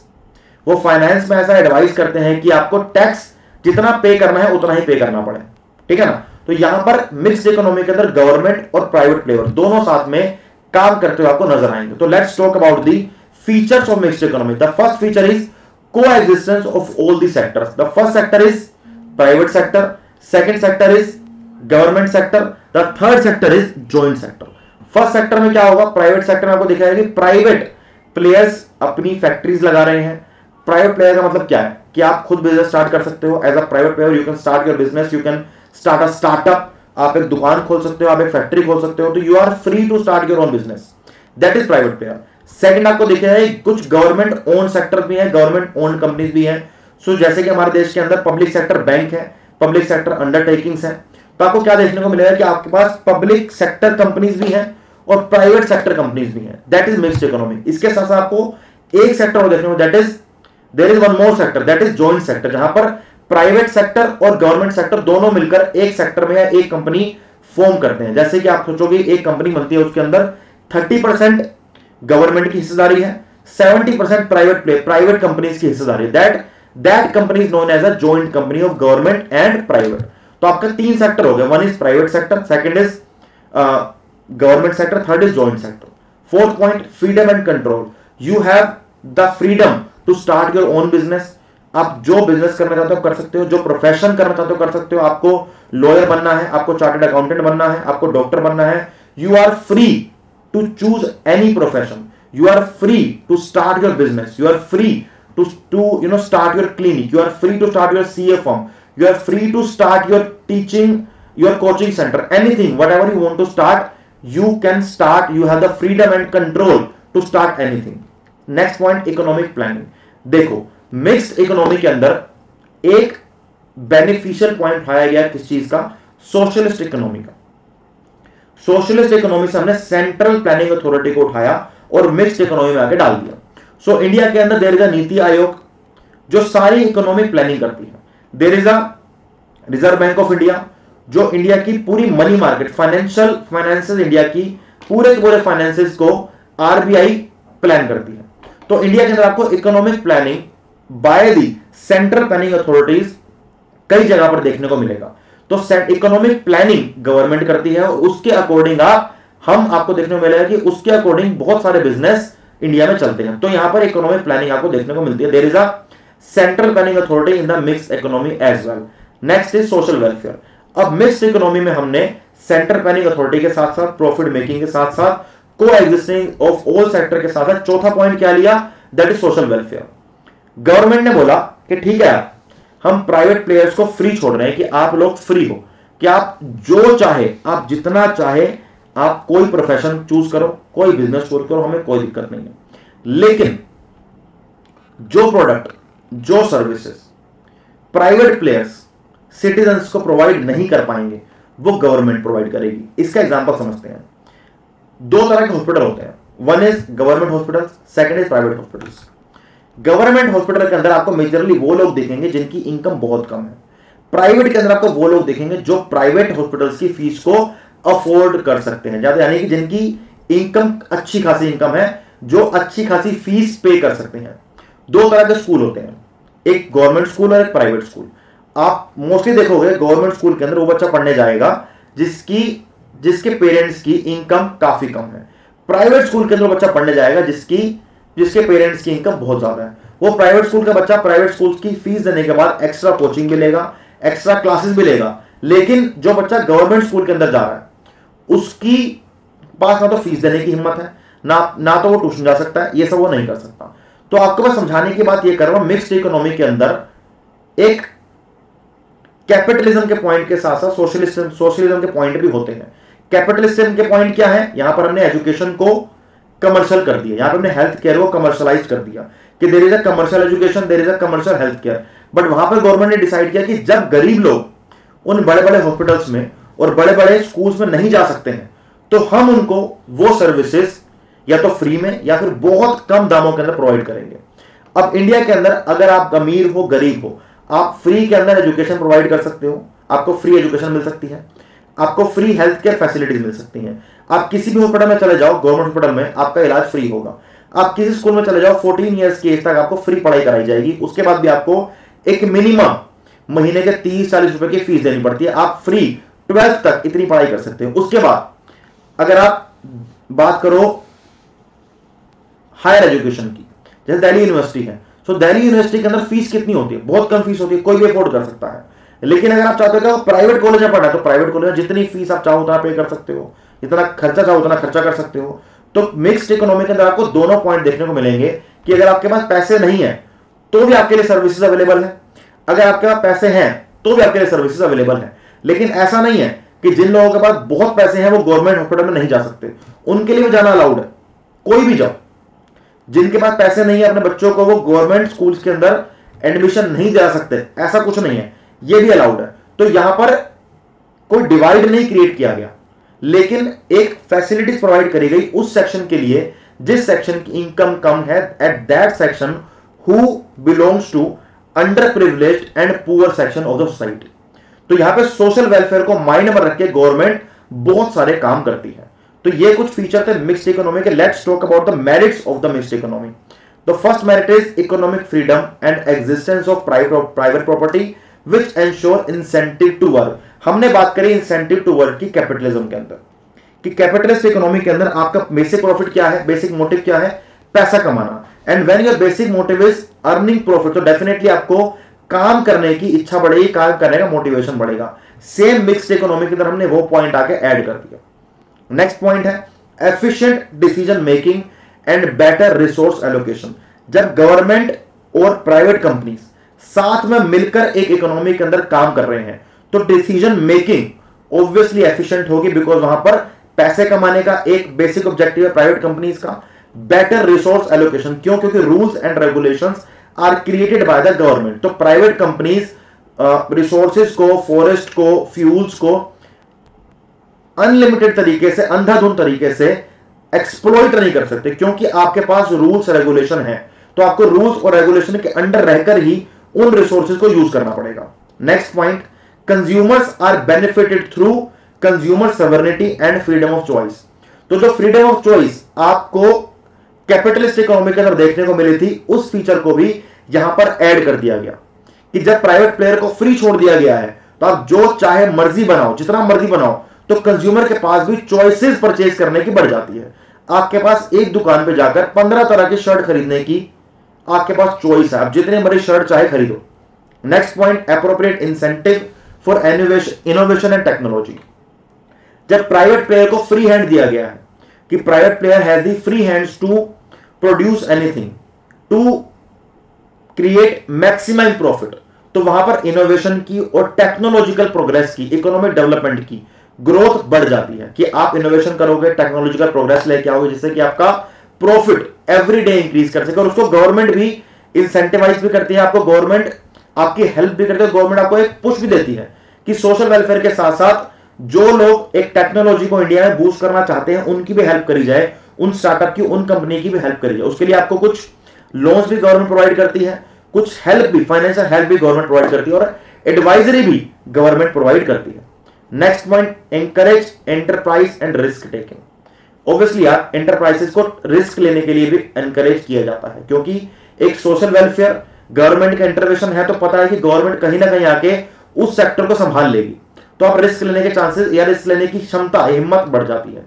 Rapid economic development, जब दोनों मिलकर साथ में काम कर रहे हैं, कहते हैं ना एक से भले दो, तो मिक्स्ड इकोनॉमी के अंदर एक से भले दो बात चलती है कि जहां पर कैपिटलिस्ट इकोनॉमी के अंदर प्राइवेट प्लेयर अकेले काम कर रहे थे, सोशलिस्ट इकोनॉमी के अंदर गवर्नमेंट अकेले काम कर रही है, मिक्स्ड इकोनॉमी के अंदर प्राइवेट प्लेयर और गवर्नमेंट दोनों साथ में मिलकर इकोनॉमी को लेकर चल रहे हैं, तो वहां पर रैपिड इकोनॉमिक डेवलपमेंट होने के चांसेस बहुत ज्यादा बढ़ जाते हैं, क्योंकि एक तो सोशल एक्सप्लॉयटेशन नहीं होगा, सोशल वेलफेयर होगा, साथ साथ प्रॉफिट मेकिंग भी होगा, तो वहां पर रैपिड इकोनॉमिक डेवलपमेंट होने के चांसेस बहुत ज्यादा हैं। ये सब थे merits of mixed economy. So let's talk about the demerits of mixed economy. Demerits काफी कम है। First is instability, second is ineffectiveness of sectors, third is ineffective planning, delay in economic decisions, corruption and black marketing. इन सब demerits को ना आप capitalism के और सोशलिज्म के डीमेरिट से कंपेयर कर सकते हो। अनस्टेबिलिटी क्यों है? क्योंकि प्राइवेट प्लेयरों को फ्री छोड़ दिया है, स्टेबिलिटी आने के चांसेस कम है। इनइफेक्टिवनेस ऑफ सेक्टर्स, जो सेक्टर गवर्नमेंट के अंदर है जरूरी नहीं है कि इफेक्टिवली काम करे, जो सेक्टर प्राइवेट के अंदर है वो सेक्टर इफेक्टिवली काम करेगा और मेजरली लोग उसी में इन्वेस्ट करेंगे। तो हो सकता है कि कोई एक सेक्टर इफेक्टिवली काम ना करे लेकिन दो सेक्टर इफेक्टिवली काम करते हैं। और जैसे हम बात करते हैं सेक्टर की इंडिया के अंदर, एग्रीकल्चर सेक्टर, इंडस्ट्रियल सेक्टर और सर्विस सेक्टर, हम इकोनॉमी को 3 सेक्टर में डिवाइड कर सकते हैं ना। तो अगर मैं बात करूं तो एग्रीकल्चर सेक्टर में इंडिया के अंदर इफेक्टिवनेस बहुत कम देखने को मिलती है, क्योंकि mostly that is controlled by the government only. Government, मतलब मेरे कहने का मतलब यह है कि गवर्नमेंट ने काफी टाइम से उसे कंट्रोल किया है। लेकिन अगर बात करो सर्विस सेक्टर की, service sector is largely controlled and owned by private companies, तो उसके अंदर इन्वेस्टमेंट भी ज्यादा है, उसके अंदर प्रॉफिट भी ज्यादा है। तो ऐसा देखने को मिलता है कि भाई एग्रीकल्चर सेक्टर ग्रो तो कर रहा है लेकिन जिस तरीके से वो ग्रो कर सकता है वो ग्रो नहीं कर पा रहा, तो वहां पे इनइफेक्टिवनेस देखने को आपको किसी पर्टिकुलर सेक्टर में मिल सकती है। Next point, inefficient planning. Inefficient planning होने के चांसेस हैं, ऐसा होगा जरूरी नहीं है, क्योंकि गवर्नमेंट का जो रूल्स एंड रेगुलेशन बनाने का एक लिमिटेड वहां पर काम है। तो हो सकता है बिकॉज ऑफ दिस वहां पर आपको इनएफिशिएंट प्लानिंग देखने को मिले as compare to socialist economy. लेकिन मैं ये बात नहीं मानता, मैं मानता हूं कि इनइफेक्टिव प्लानिंग होने के चांसेस बहुत कम है, क्योंकि आपके पास एक सेंट्रल प्लानिंग अथॉरिटी है, आपके पास रेगुलेटरी अथॉरिटीज हैं जो आपको रेगुलेट कर रही हैं। जैसे हम आईसीएआई की बात कर लेते हैं, कोई भी चार्टेड अकाउंटेंट हो, कोई भी सीए हो, कोई भी वो काम करे तो उसको आईसीएआई के रूल्स और रेगुलेशन के अंडर ही काम करना पड़ता है। कोई भी, अगर आप शेयर मार्केट में काम करते हो, आप एक ब्रोकर फर्म चलाते हो, तो आपको सेबी के अंडर रह के काम करना पड़ेगा। आपका कोई मानो बैंक है, आप बैंकिंग सेक्टर में, तो आपको आरबीआई के रूल्स एंड रेगुलेशन के अंडर रह के काम करना पड़ेगा। तो मुझे लगता है कि इनइफेक्टिव प्लानिंग नहीं है, लेकिन हाँ उस प्लानिंग को करने में टाइम बहुत लगेगा, तो इसलिए बोल सकते हैं कि इनएफिशिएंट प्लानिंग है। Delay in economic decision, definitely यार जब गवर्नमेंट रोल आएगा ना इकोनॉमिक डिसीजंस के अंदर, तो आपको डिले देखने को मिलेगा, आपको करप्शन देखने को मिलेगा, आपको ब्यूरोक्रेसी की वजह से कई बार देखने को मिलेगा कि ब्यूरोक्रेट्स, बड़े बड़े आपके जो लीडर्स हैं, जो बड़े बड़े आपके आप मानो गवर्नमेंट ऑफिसर्स हैं, कई बार आपको करप्शन के केस सामने आएंगे, कई बार काम को डिले करने के केस सामने आएंगे, कई बार आपको एक लेथार्जिक एनवायरमेंट, एक लेथार्जिक आपको जो लोगों का काम करने का तरीका है वो सामने आएगा। तो ऐसा भी देखने को कई बार मिला है कि जहां पर गवर्नमेंट का इंटरफेयर है, जो इन मिक्स्ड इकोनॉमी हम दोनों बात करते हैं, हम गवर्नमेंट का इंटरफेयर और प्राइवेट होल्डर दोनों की बात कर रहे हैं, तो गवर्नमेंट का इंटरफेयर होने की वजह से कई बार इकोनॉमिक डिसीजन के अंदर डिले, करप्शन देखने को मिलता है। तो next point, corruption, black marketing, delay in economic decisions. Mixed economy की तरफ देखने को क्यों मिलेगा? क्योंकि वहां पर पब्लिक सेक्टर का बहुत बड़ा हाथ है। तो ये हमारे डीमेरिट्स और मिक्स्ड इकोनॉमी यहां पर खत्म होते हैं। और इसके साथ साथ हमारा आज का chapter number 2, the problems of an economy and types of economic system, यहां पर खत्म हो जाता है। आज जो हमने पढ़ा इस चैप्टर में, आपके एग्जाम में इससे बाहर एक भी क्वेश्चन आने के कोई चांसेस नहीं है।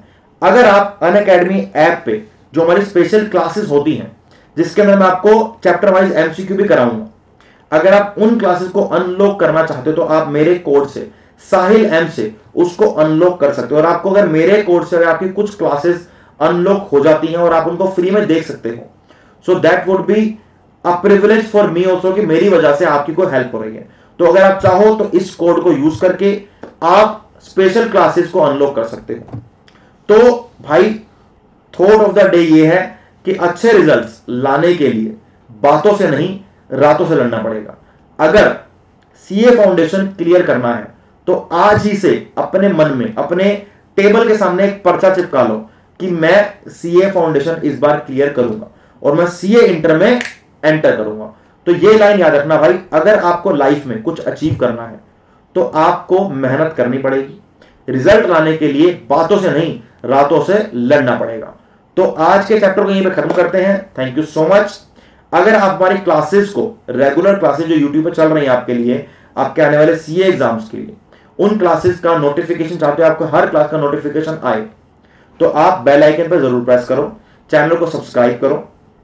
क्योंकि अगर आप बेल आइकन को प्रेस करोगे तभी आपको पता लगेगा कि कौन सी नई क्लास आपके चैनल पे अपलोड हो रही है, या फिर आपका कोई लाइव सेशन चल रहा है, कोई प्रीमियर चल रहा है। तो चैनल को सब्सक्राइब करो, वीडियो को लाइक करो और बेल आइकन को प्रेस करो। Thank you so much.